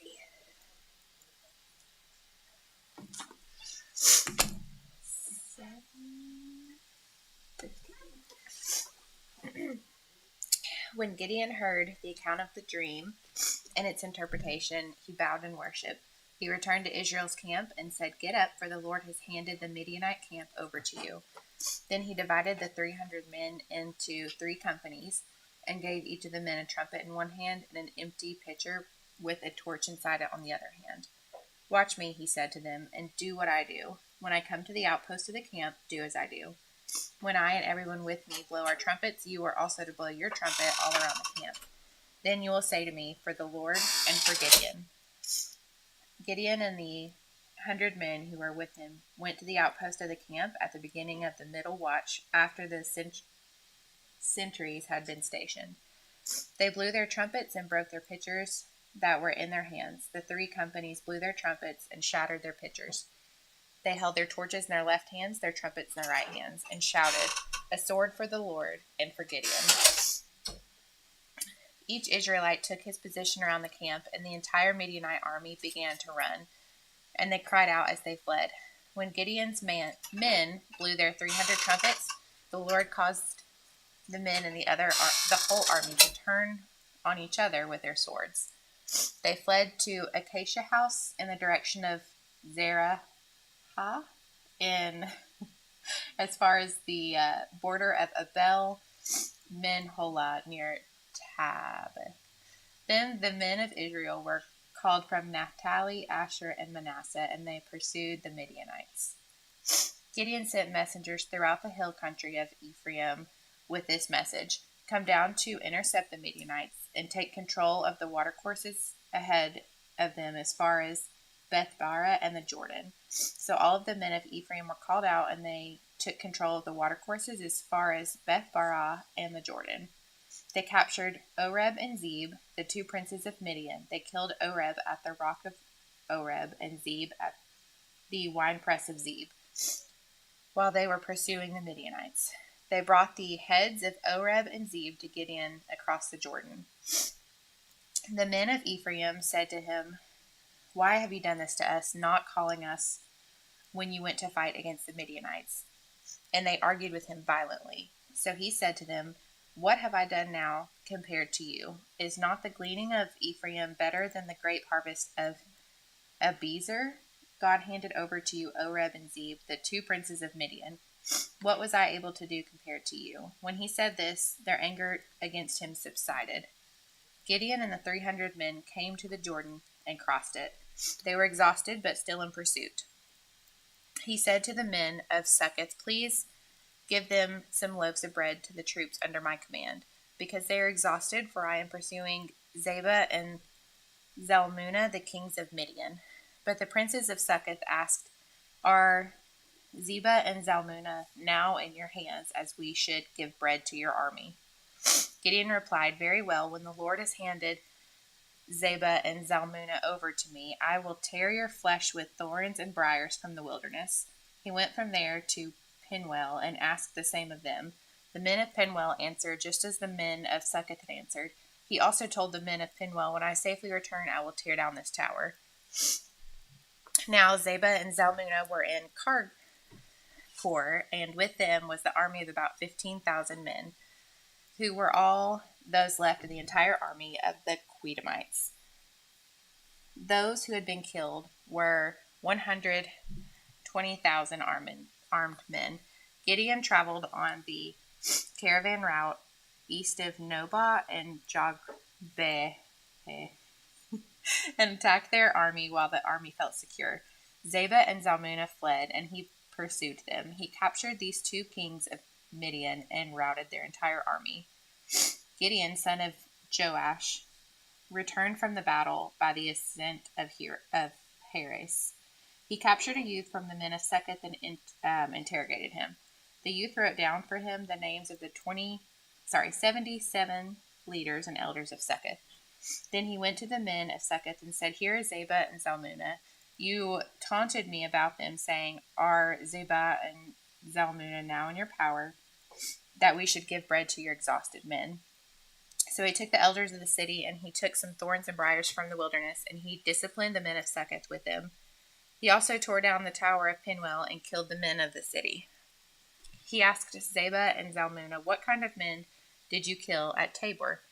"They were like you," he said. "Each resembled the son of a king." So he said, "They were my brothers, the son of my mother. As the Lord lives, if you had let them live, I would not kill you." Then he said to Jether, his firstborn, "Get up and kill them." The youth did not draw his sword, for he was afraid, because he was still a youth. Zebah and Zalmunna said, "Get up and strike us down yourself, for a man is judged by his strength." So Gideon got up, killed Zebah and Zalmunna, and took the crescent ornaments that were on the necks of their camels. Then the Israelites said to Gideon, "Rule over us, you as well as your sons and your grandsons, for you delivered us from the power of Midian. But Gideon said to them, I will not rule over you, and my sons will not rule over you. The Lord will rule over you. Then he said to them, let me make a request of you. Everyone give me an earring from his plunder. Now the enemy had gold earrings because they were Ishmaelites. They said, we agree to give them. So they spread out a cloak, and everyone threw an earring from a plunder on it. The weight of the gold earrings he requested was 43 pounds of gold, in addition to the crescent ornaments and ear pendants, the purple garments of the kings of Midian, and the chains on their necks of their camels. Gideon made an ephod from all of this and put it in Ophrah, his hometown. Then all Israel prostituted themselves by worshiping it there, and he became a snare to Gideon and his household. So Midian was subdued before the Israelites, and they were no longer a threat. The land had peace for 40 years during the days of Gideon. Jerubbaal, that is Gideon, son of Joash, went back to live at this house. Gideon had 70 sons, his own offspring, since he had many wives. His concubine, who was in Shechem, also bore him a son.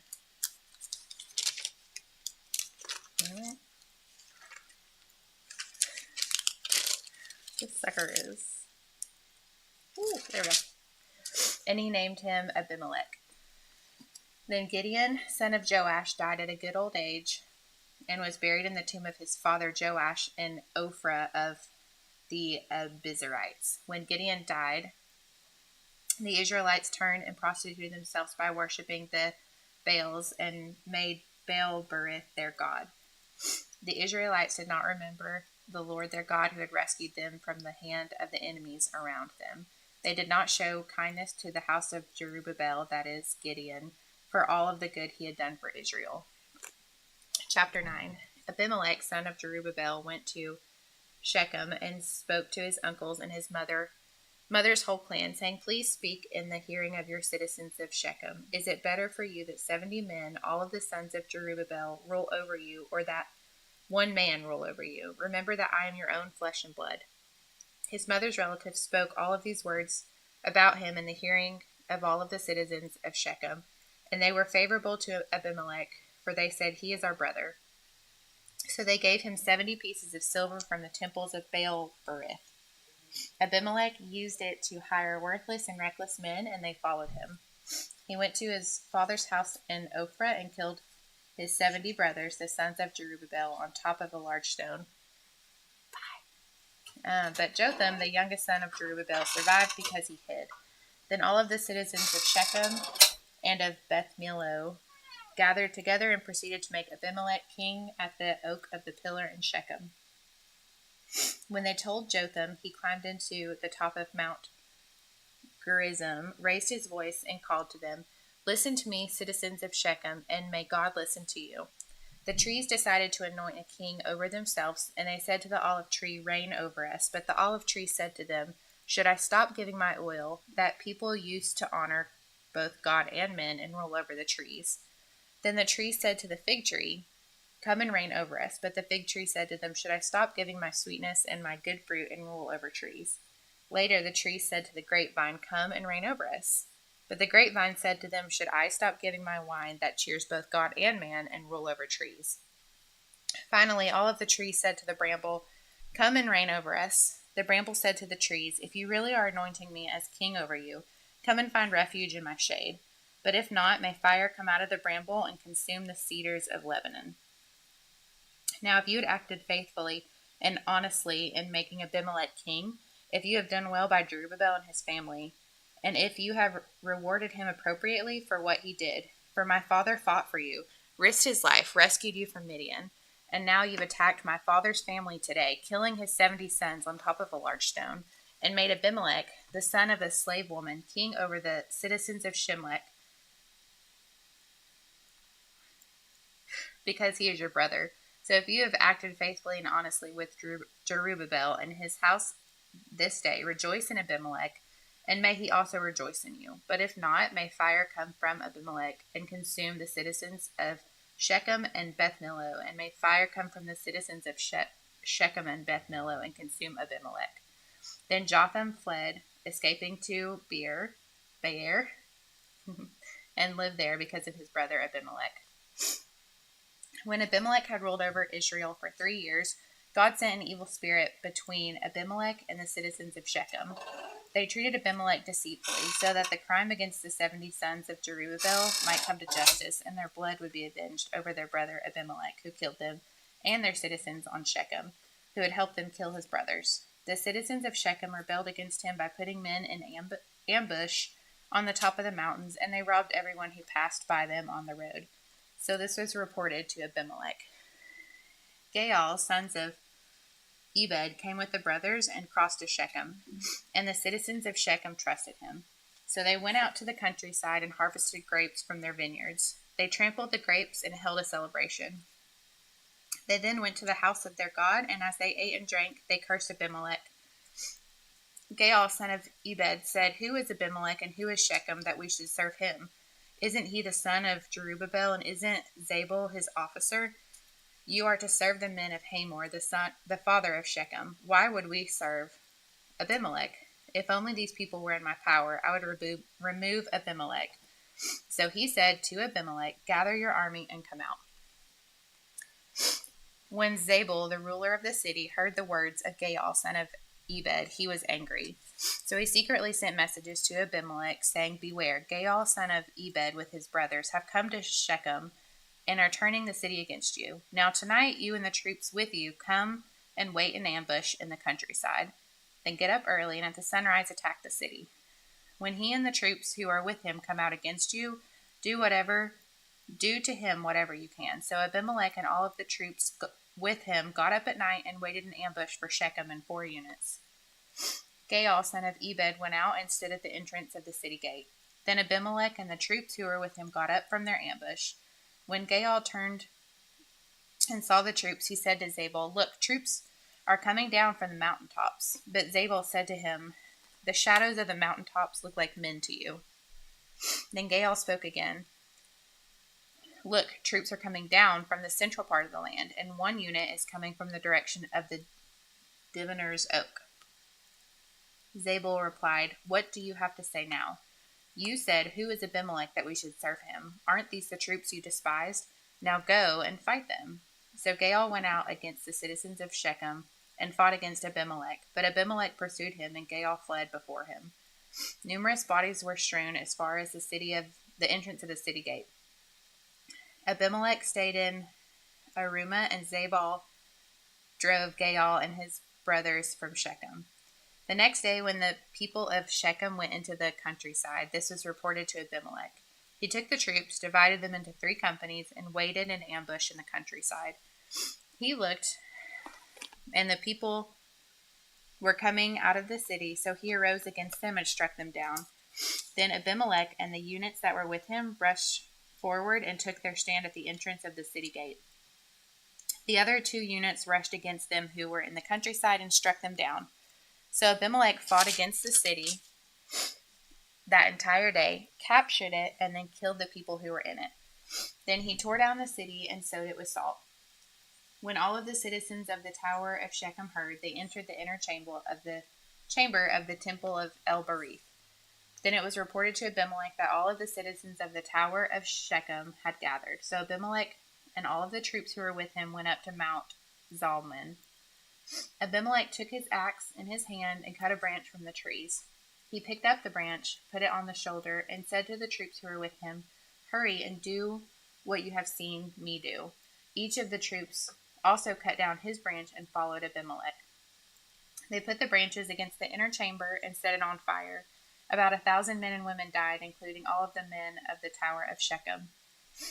Abimelech went to Thebez, camped against it, and captured it. There was a strong tower inside the city, and the men, women, and citizens of the city fled there. They locked themselves in and went up to the roof of the tower. When Abimelech came and attacked the tower, he approached its entrance to set it on fire. But a woman threw the upper portion of the millstone on Abimelech's head and fractured his skull. He quickly called his armor-bearer and said to him, "Draw your sword and kill me." So they or they'll say about me, a woman killed me. So his armor bearer ran him through, and he died. When the Israelites saw that Abimelech was dead, they all went home. In this way, God brought back Abimelech's evil, the evil that Abimelech had done to his father when he killed his 70 brothers. God also brought back to the men of Shechem all of their evil. So the curse of Jotham, city of Jerubbaal, came upon them. After Abimelech, Tola, son of Puah, son of Dodo, became judge and began to deliver Israel. He was from Issachar and lived in Shamir in the hill country of Ephraim. Tola judged Israel 23 years, and when he died, he was buried in Shamir. After him came Jair the Gileadite, who judged Israel 22 years. He had 30 sons who rode on 30 donkeys. They had 30 towns in Gilead, which are still called Jair's villages today. When Jair died, he was buried in Canaan. Not quite there. When the Israelites did again what was evil in the sight of the Lord, they worshipped the Baals and the Ashtoreths, the gods of Aram, Sidon, and Moab, and the gods of the Amorites and the Philistines. They abandoned the Lord, and they did not worship him. So the Lord's anger burned in Israel, and he sold them to the Philistines and the Ammonites. They shattered and crushed the Israelites that year, and for 18 years they did the same to all of the Israelites who were on the other side of the Jordan in the land of the Amorites and Gilead. The Ammonites also crossed the Jordan to fight against Judah, Benjamin, and the house of Ephraim. Israel was greatly oppressed, so they cried out to the Lord, saying, "We have sinned against you, and we have abandoned our God and worshipped the Baals." The Lord said to the Israelites, "When the Egyptians, Amorites, Ammonites, Philistines, Sidonians, Amalekites, and Maonites oppressed you, and you cried out to me, did I not deliver you from them? But you have abandoned me and worshipped other gods. Therefore I will not deliver you again. Go and cry out to the gods that you have chosen. Let them deliver you whenever you are oppressed." But the Israelites said, "We have sinned. Deal with us as you see fit, only rescue us today." So they got rid of the foreign gods among them and worshipped the Lord, and he became weary of Israel's misery. The Ammonites were called together, and they camped in Gilead. So the Israelites assembled and camped at Mizpah. The rulers of Gilead said to one another, "Which man will begin the fight against the Ammonites? He will be the leader of all the inhabitants of Gilead." Chapter 11. Jephthah the Gilead was a valiant warrior, but he was the son of a prostitute, and Gilead was his father. Gilead's wife bore to him sons, and when they grew up, they drove Jephthah out and said to him, "You have no inheritance from our father's family, because you are the son of another woman." So Jephthah fled from his brothers and lived in the land of Tob. Then some worthless men joined Jephthah and went on raids with him. Sometime later the Ammonites fought against Israel. When the Ammonites made war with Israel, the elders of Gilead went to get Jephthah from the land of Tob. They said to get him, "Come, be our commander, and let's fight the Ammonites." Jephthah replied to the elders of Gilead, "Didn't you hate me and drive me out of my father's family? Why then have you come to me now that you are in trouble?" They answered Jephthah, "That's true, but now we have to turn to you. Come with us, fight the Ammonites, and you will become leader of all the inhabitants of Gilead." So Jephthah said to him, "If you are bringing me back to fight the Ammonites, and the Lord gives me to them, I will be your leader." The elders of Gilead said to Jephthah, "The Lord is our witness, as we don't do as you say." So Jephthah went with the elders of Gilead, and the people made him their leader and commander, and Jephthah repeated all of his terms in the presence of the Lord at Mizpah. Jephthah sent messengers to the king of the Ammonites, asking, "What do you have against me, that you have come to fight me in my land?" The king of the Ammonites said to Jephthah's messenger, "When Israel came from Egypt, they seized my land from the Arnon to the Jabbok and the Jordan. Now restore it peaceably." Jephthah sent messengers to the king of the Ammonites to tell him, "This is what Jephthah says. Israel did not take away the land of Moab or the land of the Ammonites. But when they came from Israel from Egypt, Israel traveled through the wilderness to the Red Sea and came to Kadesh. Israel sent messengers to the king of Edom, saying, "Please let us travel through your land." But the king of Edom would not listen. They also sent messengers to the king of Moab, but he refused. So Israel stayed in Kadesh. Then they traveled through the wilderness and around the lands of Edom and Moab. They came to the east side of the land of Moab and camped on the other side of Arnon, but did not enter into the territory of Moab, and the Arnon was the boundary of Moab. Then Israel sent messengers to Sihon, king of the Amorites, king of Heshbon. Israel said to him, "Please let us travel through your land to our country." But Sihon would not trust Israel to pass through this territory. Instead, Sihon gathered all of his troops, camped at Gehez, and fought with Israel. Then the Lord God of Israel handed over Sihon and his troops to Israel, and they defeated him.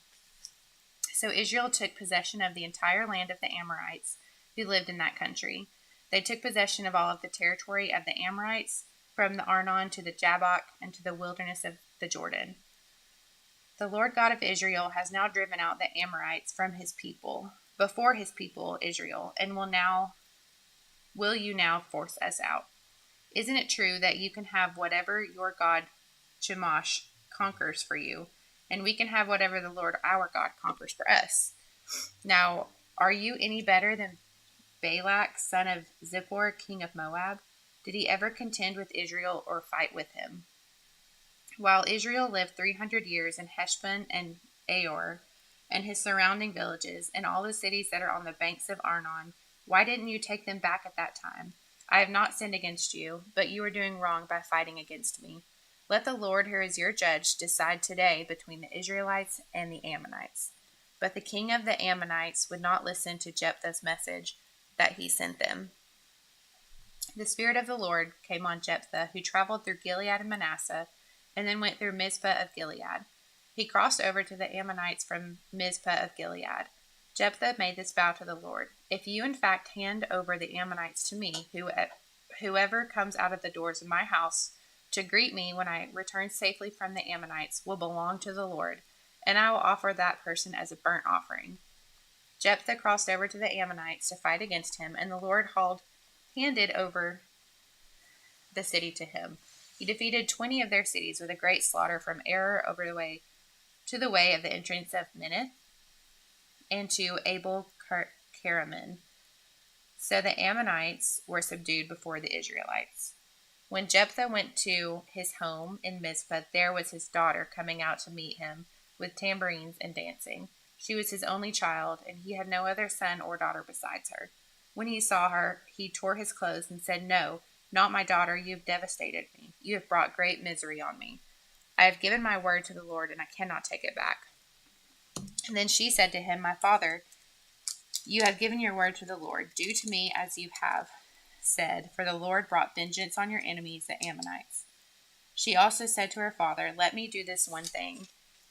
Let me wander 2 months through the mountains with my friends and mourn my virginity."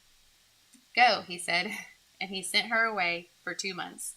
So she left with her friends, and she mourned her virginity as she wandered through the mountains. At the end of 2 months, she returned to her father, and he kept the vow he had made about her. And she had never been intimate with a man. Now it became a custom in Israel that 4 days each year the young women of Israel would commemorate the daughter of Jephthah the Gilead. The men of Ephraim were called together and crossed the Jordan to Zaphon. They went to Jephthah, and they said, "Why have you crossed over to fight against the Ammonites, but you did not call us to go with you? We will burn your house with you in it." Then Jephthah said to them, "My people and I had a bitter conflict with the Ammonites. So I called for you, but you did not deliver me from their power. When I saw that you weren't going to deliver me, I took my life in my own hands and crossed over the Ammonites, and the Lord handed them over to me. Why then have you come today to fight against me?" Then Jephthah gathered all of the men of Gilead. They fought and they defeated Ephraim, because Ephraim said, "You Gileadites and Ephraimites, fugitives in the territories of Ephraim and Manasseh." The Gileadites captured the fords of the Jordan leading to Ephraim. Whenever a fugitive from Ephraim said, "Let me cross over," the Gilead asked them, "Are you an Ephraimite?" If he answered no, they told him, please say Shibboleth. If he said Sibboleth, because he could not pronounce it correctly, they seized him and executed him at the fords of the Jordan. At that time, 42,000 from Ephraim died. Jephthah judged Israel for 6 years, and when he died, he was buried in one of the cities of Gilead. Ibzan, who was born from Bethlehem, judged Israel after Jephthah, and he had 30 sons. He gave his 30 daughters in marriage to men outside of the tribe and brought back 30 wives for his sons from outside the tribe. Ibzan judged Israel for 7 years, and when he died, he was buried in Bethlehem.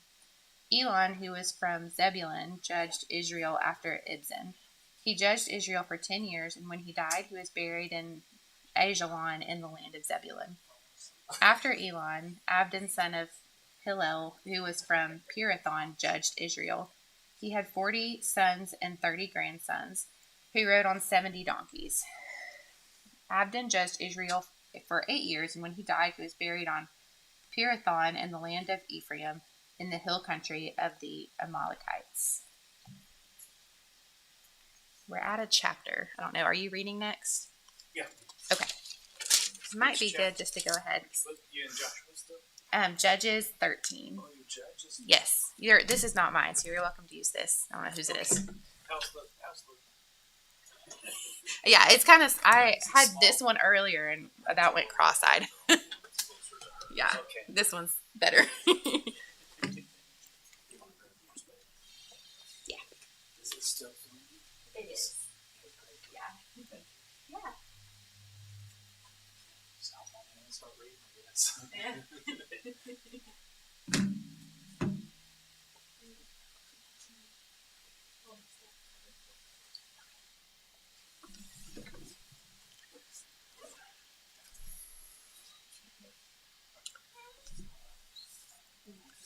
Hello, Greenhouse family. My name is Craig Lapp.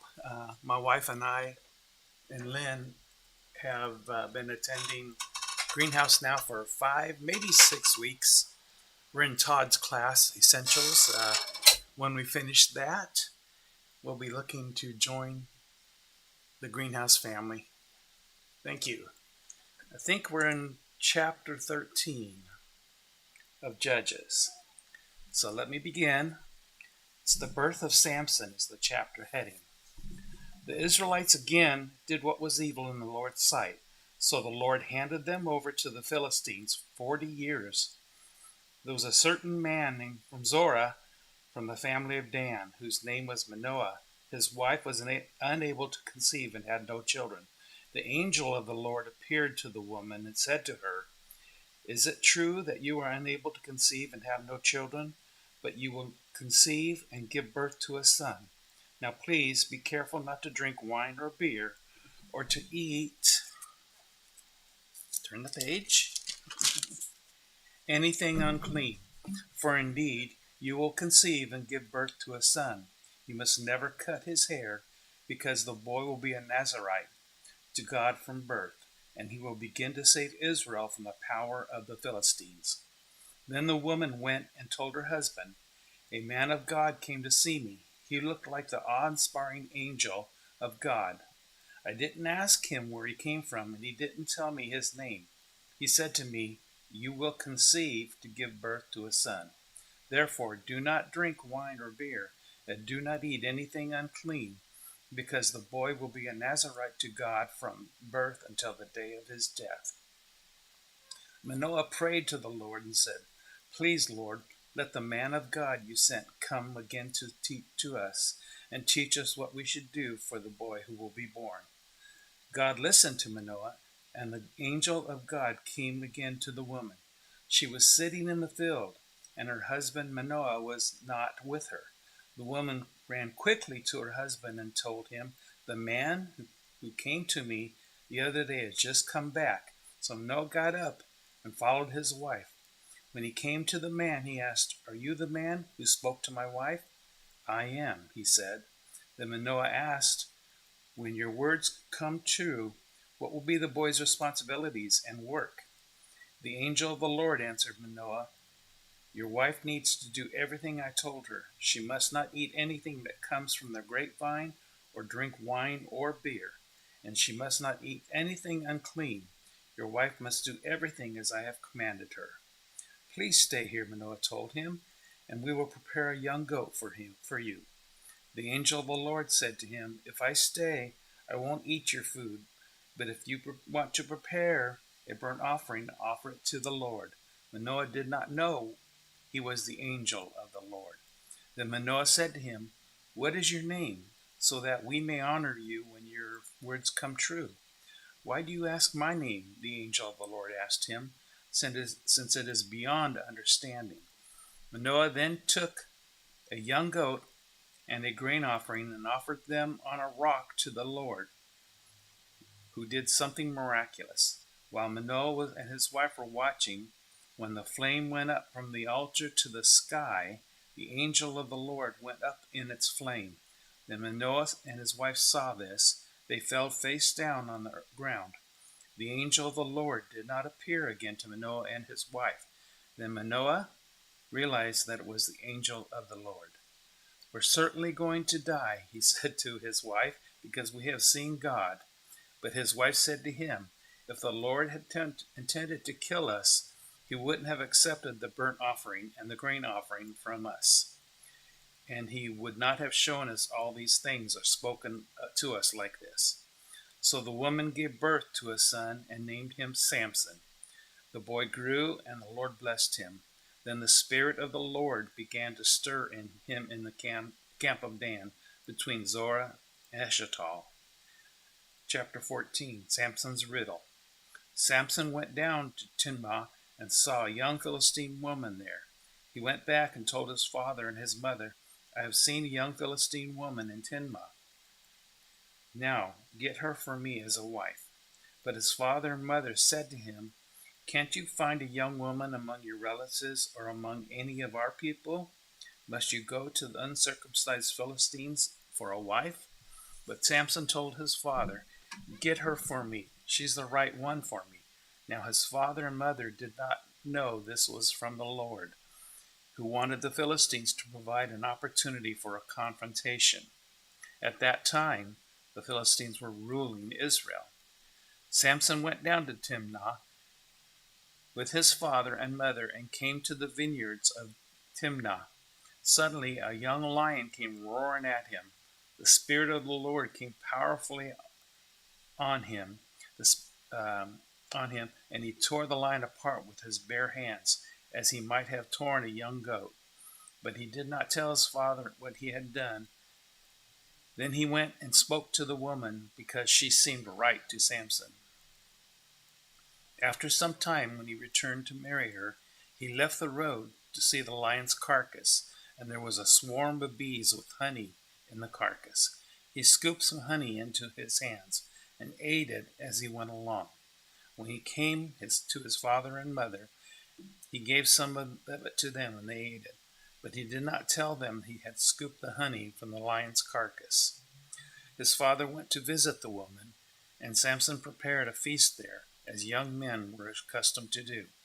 When the Philistines saw him, they brought him 30 men to accompany him. Let me tell you a riddle, Samson said to them. If you can explain it to me during the seven days of the feast and figure it out, I will give you 30 linen garments and 30 changes of clothes. But if you can't explain it to me, you must give me 30 linen garments and 30 changes of clothes. Tell us your riddle, they replied. Let's hear it. So he said to them, Out of the eater came something to eat, and out of the strong came something sweet. After 3 days, they were unable to explain the riddle. On the 4th day, they said to Samson's wife, Persuade your husband to explain the riddle to us, or we will burn you and your father's family to death. Did you invite us here to rob us? So Samson's wife came to him weeping and said, You hate me. You don't love me. You told my people the riddle, but you haven't explained it to me. Look, he said, I haven't even explained it to my father or mother, so why should I explain it to you? She wept the whole 7 days of the feast, and at last, on the 7th day, he explained it to her, because she had nagged him so much. Then she explained it to her people. On the 7th day, before sunset, The men of the city said to him, "What is sweeter than honey? What is stronger than a lion?" So he said to them, "If you hadn't plowed with my young cow, you wouldn't know my riddle. Now the Spirit of the Lord came powerfully on him, and he went down to Ashkelon and killed 30 of their men. He stripped them and came there and gave their clothes to those who had explained the riddle. In a rage, Samson returned to his father's house, and his wife was given to one of the men who had accompanied him. Chapter 15, Samson's revenge. Later on, during the wheat harvest, Samson took a young goat as a gift and visited his wife. "I want to go to my wife in her room," he said, but her father would not let him enter. "I was sure you hated her," her father said, "so I gave her to one of the men who accompanied you. Isn't her, your younger sister, more beautiful than she is? Why not take her instead?"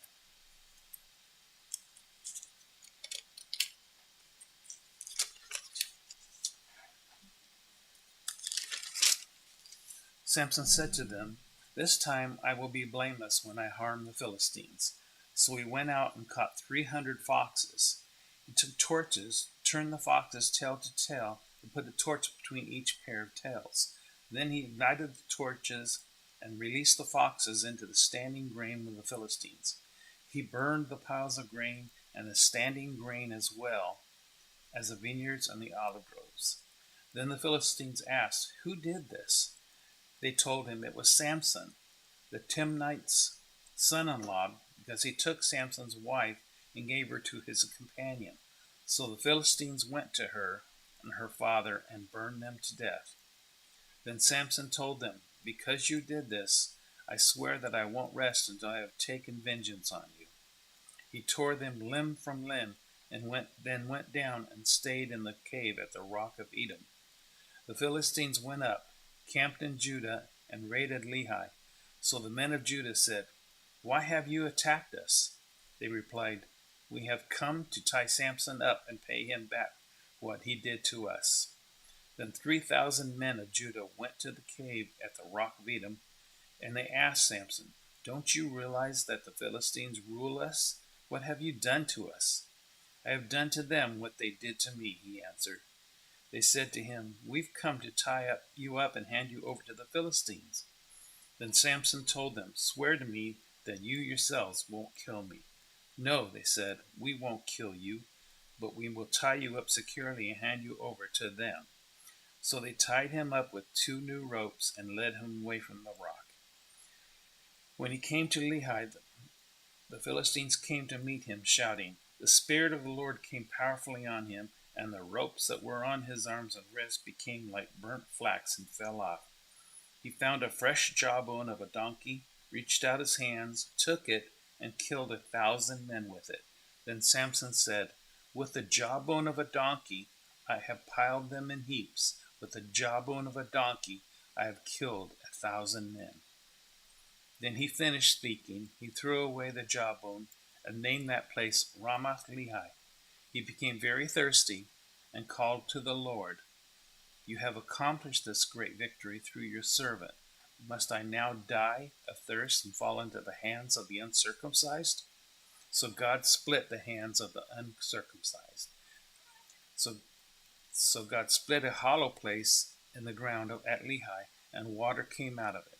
After Samson drank, his strength returned, and he revived. This is why he named it Enhakkore, which is still in the Lehi today. And he judged Israel 20 years in the days of the Philistines. Chapter 16, Samson and Delilah.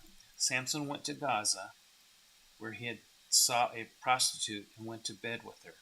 When the Gazites heard that Samson was there, they surrounded the place and waited in ambush for him all that night at the city gate. They kept quiet all night, saying, "Let's wait until dawn, then we will kill him."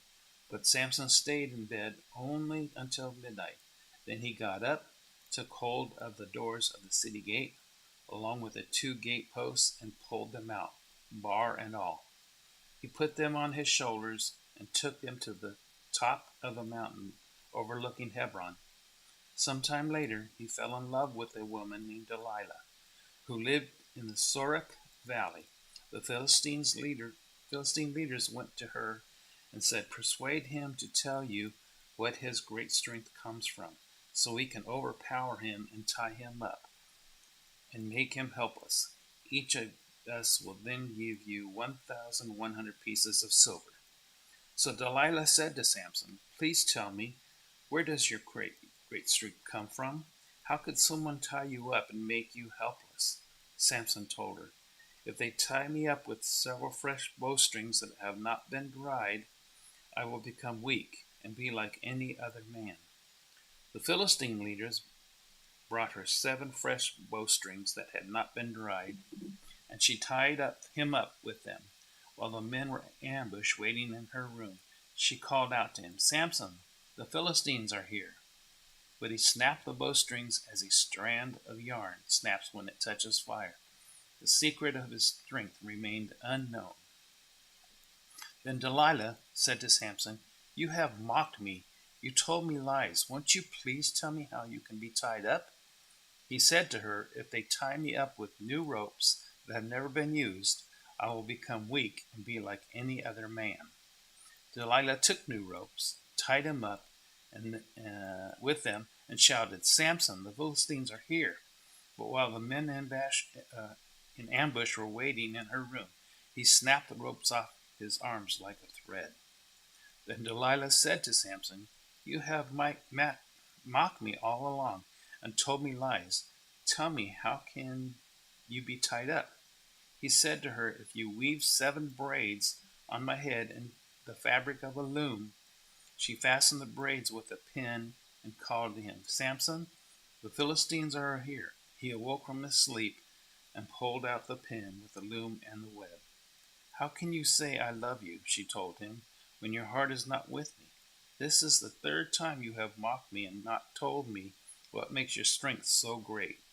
Because she nagged him day after day and pleaded with him until she wore him out, he told her the whole truth and said to her, "My hair has never been cut, because I am a Nazarite to God from birth.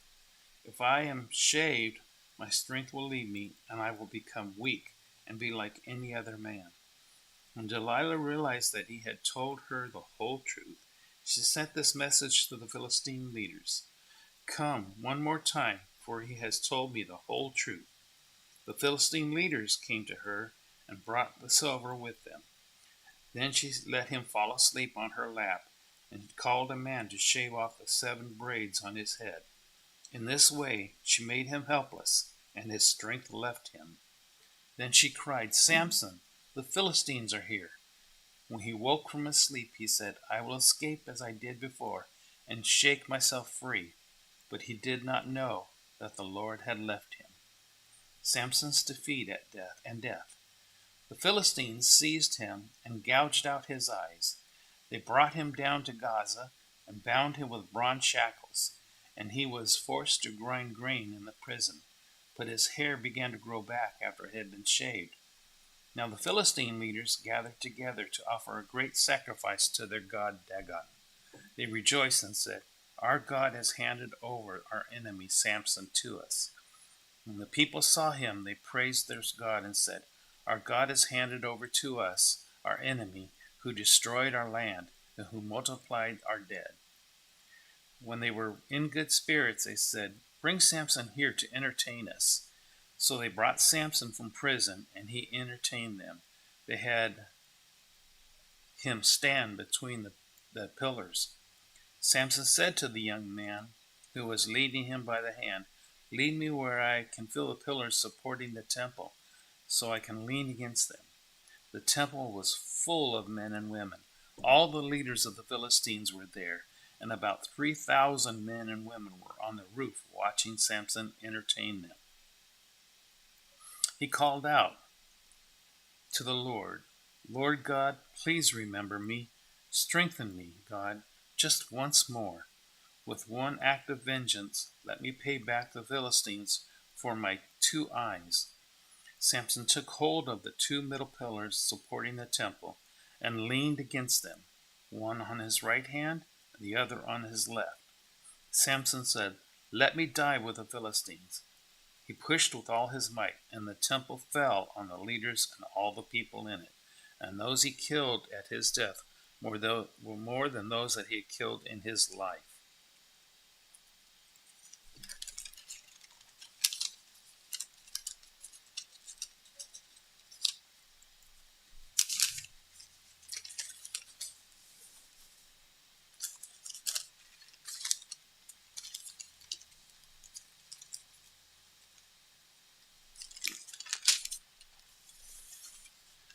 Then his brothers and all his father's family came down, carried him back, and buried him between Zorah and Eshtaol in the tomb of his father Manoah. So he judged Israel for 20 years. Chapter 17, Micah's priest. There was a man from the hill country of Ephraim named Micah. He said to his mother, "The 1,100 pieces of silver taken from you, and that I heard you place a curse on, here's the silver. I took it." Then his mother said, "My son, may you be blessed by the Lord." He returned the 1,100 pieces of silver to his mother, and his mother said, "I personally consecrate the silver to the Lord for my son's benefit, to make a carved image and a silver idol. I will give it back to you." So he returned the silver to his mother, and she took 5 pounds of silver and gave it to the silversmith. He made it into a carved image and a silver idol, and it was in Micah's house. This man Micah had a shrine, and he made an ephod and household items, and installed one of his sons to be his priest. In those days there was no king in Israel. Everyone did whatever seemed right to him. There was a young man, a Levite from Bethlehem in Judah, who was staying within the clan of Judah. The man left the town of Bethlehem in Judah to stay wherever he could find a place. On his way, he came to Micah's home in the hill country of Ephraim. "Where do you come from?" Micah asked him. He answered, "I am a Levite from Bethlehem in Judah, and I am going to stay wherever I can find a place." Micah replied, "Stay with me and be my father and priest, and I will give you 4 ounces of silver a year, along with your clothing and provisions." So the Levite went in and agreed to stay with the man, and the young man became like one of his sons. Micah consecrated the Levite, and the young man became his priest and lived in Micah's house. Then Micah said, "Now I know that the Lord will be good to me, because a Levite has become my priest." Dan's vision and idolatry. In those days there was no king in Israel, and the Danite tribe was looking for territory to occupy. Up to that time, no territory had been captured by them among the tribes of Israel. So the Danites sent out 5 brave men from all of their clans from Zorah and Eshtaol to scout out the land and explore it. They told them, "Go and explore the land." They came to the hill country of Ephraim as far as the home from Micah and spent the night there. While they were near Micah's home, they recognized the accent of the young Levite. So they went over to him and asked, "Who brought you here? What are you doing in this place? What is keeping you here?" And he told them, "This is what Micah has done for me. He has hired me, and I became his priest." They said to him, "Please inquire of God for us to determine if we will have a successful journey." The priest told them, "Go in peace. The Lord is watching over the journey you are going on." The 5 men left and came to Laish. They saw that the people who were there were living securely in the same way as the Sidonians, quiet and unsuspecting. There was nothing lacking in the land and no oppressive ruler. They were far from the Sidonians. I have no alliance with anyone. When the men went back to their relatives at Zorah and Eshtaol, the relatives asked them, "What did you find out?" They answered, "Come on, let's attack them, for we have seen the land, and it is very good. Why wait? Don't hesitate to go and invade and take possession of the land. When you get there, you will come up to an unsuspecting people and a spacious land, for God has handed it over to you. It is a place where nothing on earth is lacking. 600 Danites departed from Zorah and Eshtaol, armed with weapons of war. They went up and camped at Kirath Jearim in Judah. This is why the place is still called Camp of Dan today. It is west of Kirath Jearim. From there they traveled to the hill country of Ephraim and arrived at Micah's house.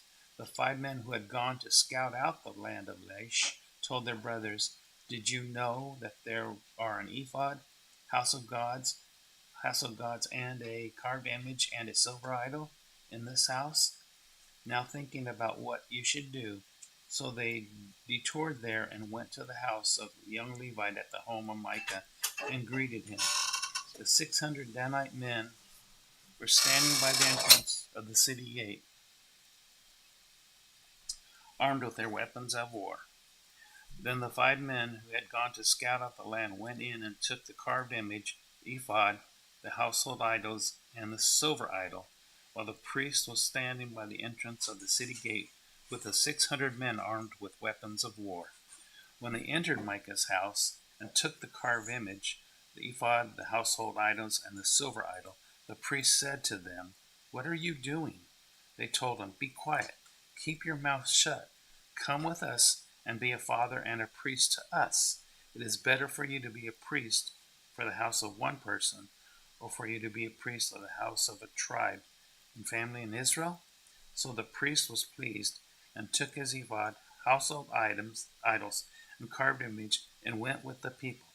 They prepared to leave, putting their dependents, livestock, and possessions in front of them. After they had gone some distance from Michael's house, the men who were in the houses near it were mustered and caught up with the Danites. They called to the Danites, who turned to face them, and said to Micah, "What's the matter with you, that you mustered the men?" He said, "You took the gods I had made and the priests and went away. What do I have left? How can you say to me, 'What is the matter with you?'" The Danites said to him, "Don't raise your voice against us, or angry men will attack you, and you and your family will lose your lives." The Danites went home on their way, and Micah turned to go home, because he saw that they were stronger than he was. After they had taken the idols Micah had made and the priests that belonged to him, they went to Laish, to a quiet and unsuspecting people. They killed them with their swords and burned the city. There was no one to rescue them because it was far from Sidon, and they had no alliance with anyone. It was in a valley that belonged to Beth Rahab. They rebuilt the city and lived in it. They named the city Dan after the name of their ancestor Dan, who was born to Israel, the city formerly called Laish. The Danites set up the carved image for themselves. Jonathan, son of Gershom, son of Moses, and his sons were priests for the Danite tribe until the time of the exile from the land. So they set up for themselves Micah's carved image that he had made, and it was there as long as the house of God was in Shiloh.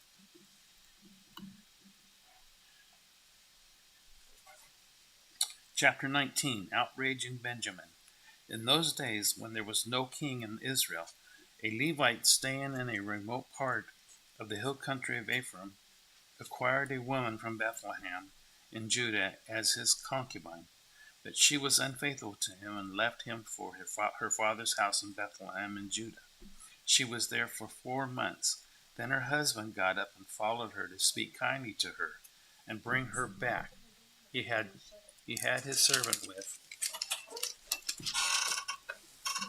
with him and a pair of donkeys. So she brought him to her father's house, and when the girl's father saw him, he gladly welcomed him. His father-in-law, the girl's father, detained him, and he stayed with him for 3 days. They ate, drank, and spent the night there. On the 4th day they got up early in the morning and prepared to go. But the girl's father said to his son-in-law, "Have something to eat to keep up your strength, then you can go." So they sat down, and the 2 of them ate and drank together. Then the girl's father said to the man, "Please agree to stay overnight and enjoy yourself." The man got up to go, but his father-in-law persuaded him, so he stayed and spent the night there again. He got up early in the morning and said on the fifth day to leave, but the girl's father said to him, "Please keep up your strength." So they waited until late afternoon, and the two of them ate. The man got up to go with his concubine and his servant. When his father-in-law, the girl's father, said to him, "Look, night is coming. Please spend the night. See, the day is almost over. Spend the night here. Enjoy yourself. You can get up early tomorrow for your journey and go home." But the man was unwilling to spend the night. He got up, departed, and arrived opposite Jebusus, that is Jerusalem. The man had his 2 saddled donkeys and his concubine with him. When they were near Jebus, and the day was almost gone, the servant said to his master, "Please, why not let us stop at the Jebusite city and spend the night there?" But his master replied to him, "We will not stop at a foreign city where there are no Israelites. Let's move on to Gibeah." "Come on," he said, "let's try to reach one of these places and spend the night in Gibeah or Ramah." So they continued on their journey, and the sun set as they neared Gibeah in Benjamin. They stopped to go in and spend the night in Gibeah. The Levite went in and sat down in the city square, but no one took them into their home to spend the night. In the evening, an old man came in from his work in the field. He was from the hill country of Ephraim, but he was residing in Gibeah, where the people were Benjaminites. When he looked up and saw the traveler in the city square, and the old man asked, "Where are you going? Where did you come from?" He answered him, "We're traveling from Bethlehem to Judah, to the remote hill country of Ephraim, where I come from. I went to Bethlehem in Judah, and now I'm going to the house of the Lord. No one has taken me into his home. Although there's straw and feed for the donkeys, I have bread and wine for me, my concubine, and the servant with us. There is nothing we lack." "Welcome," said the old man. "I'll take care of everything you need, so don't spend the night in the square." So he brought him into his house and fed the donkeys. Then they washed their feet and ate and drank. While they were enjoying themselves, all of a sudden wicked men of the city surrounded the house and beat on the door. They said to the old man, who was the owner of the house, "Bring out the man who came to your house so we can have sex with him." The owner of the house went out and said to them, "Please don't do this evil, my brothers. After all, this man has come into my house. Don't commit this horrible outrage. Here, let me bring out my virgin daughter and the man's concubine now. Abuse them and do whatever you want to them, but don't commit to this outrageous thing against this man." But the men would not listen to him. So the man seized his concubine and took her outside to them. They raped her and abused her with all night until morning. At daybreak they let her go. Early that morning the woman inside made her way back. As it was getting light, she collapsed at the doorway in the man's house where her master was. When her master got up in the morning, opened the doors of the house, and went out to leave on his journey, there was the woman, his concubine, collapsed near the doorway of the house with her hands on the threshold. "Get up," he told her. "Let's go." But there was no response. So the man put her on his donkey and set out for home. When he entered his house, he picked up a knife, took hold of his concubine, cut her into 12 pieces, limb by limb, and sent her throughout the territory of Israel. Everyone who saw it said, "Nothing like that has ever happened or has been seen since the day of the Israelites came out of the land of Egypt until now." Think it over, discuss it, and speak up. Next chapter is chapter 20. It's your turn. There you go. Thank you, Craig. You're welcome. Appreciate it. Let me say a few things real quick. Okay. As Miss Debbie comes to continue reading in the scripture, I just want to say thank you for participating online and reading with us. We're almost through the book of Judges, which is exciting. We've been reading scripture together for 22 hours, I think. Nope, 20 hours. 20 hours now, and so we're almost through the book of Judges, and this is really exciting. We have a couple more slots today. I think we have an 11:30 p.m. slot today. If nobody takes it, of course, we'll be here covering it. We also have a 1 to 3 this morning, early morning. So if anybody wants to cover that, feel free to sign up. Or if you don't sign up, but you just happen to wake up and you want to impromptu join, come on in. This has been so exciting, so transforming. I think I'm going home right now to sleep because I didn't get much sleep last night. But I'll be back tonight. And so please continue joining in with us in this adventure. So give me just a second. I'm going to log out of our live stream, and then I'm going to log back in so that we can reset Instagram, because we have to do that every 4 hours. Instagram only lets us go live for 4 hours at a time. So I'm going to log out and log back in. All right. Craig, thanks so much for leading us and helping. By the way, the book of Judges, if you're wondering, like you're reading the book of Judges and you're cringing on the inside because you probably don't even want your kids to know these stories yet. There's a reason why it says in the book of Judges, in those days there was no king and everybody did what was right in their own eyes. So it's giving a description of what happens when we don't live under the authority of God's word. So just keep that in mind if you're reading the book of Judges and you're like, oh,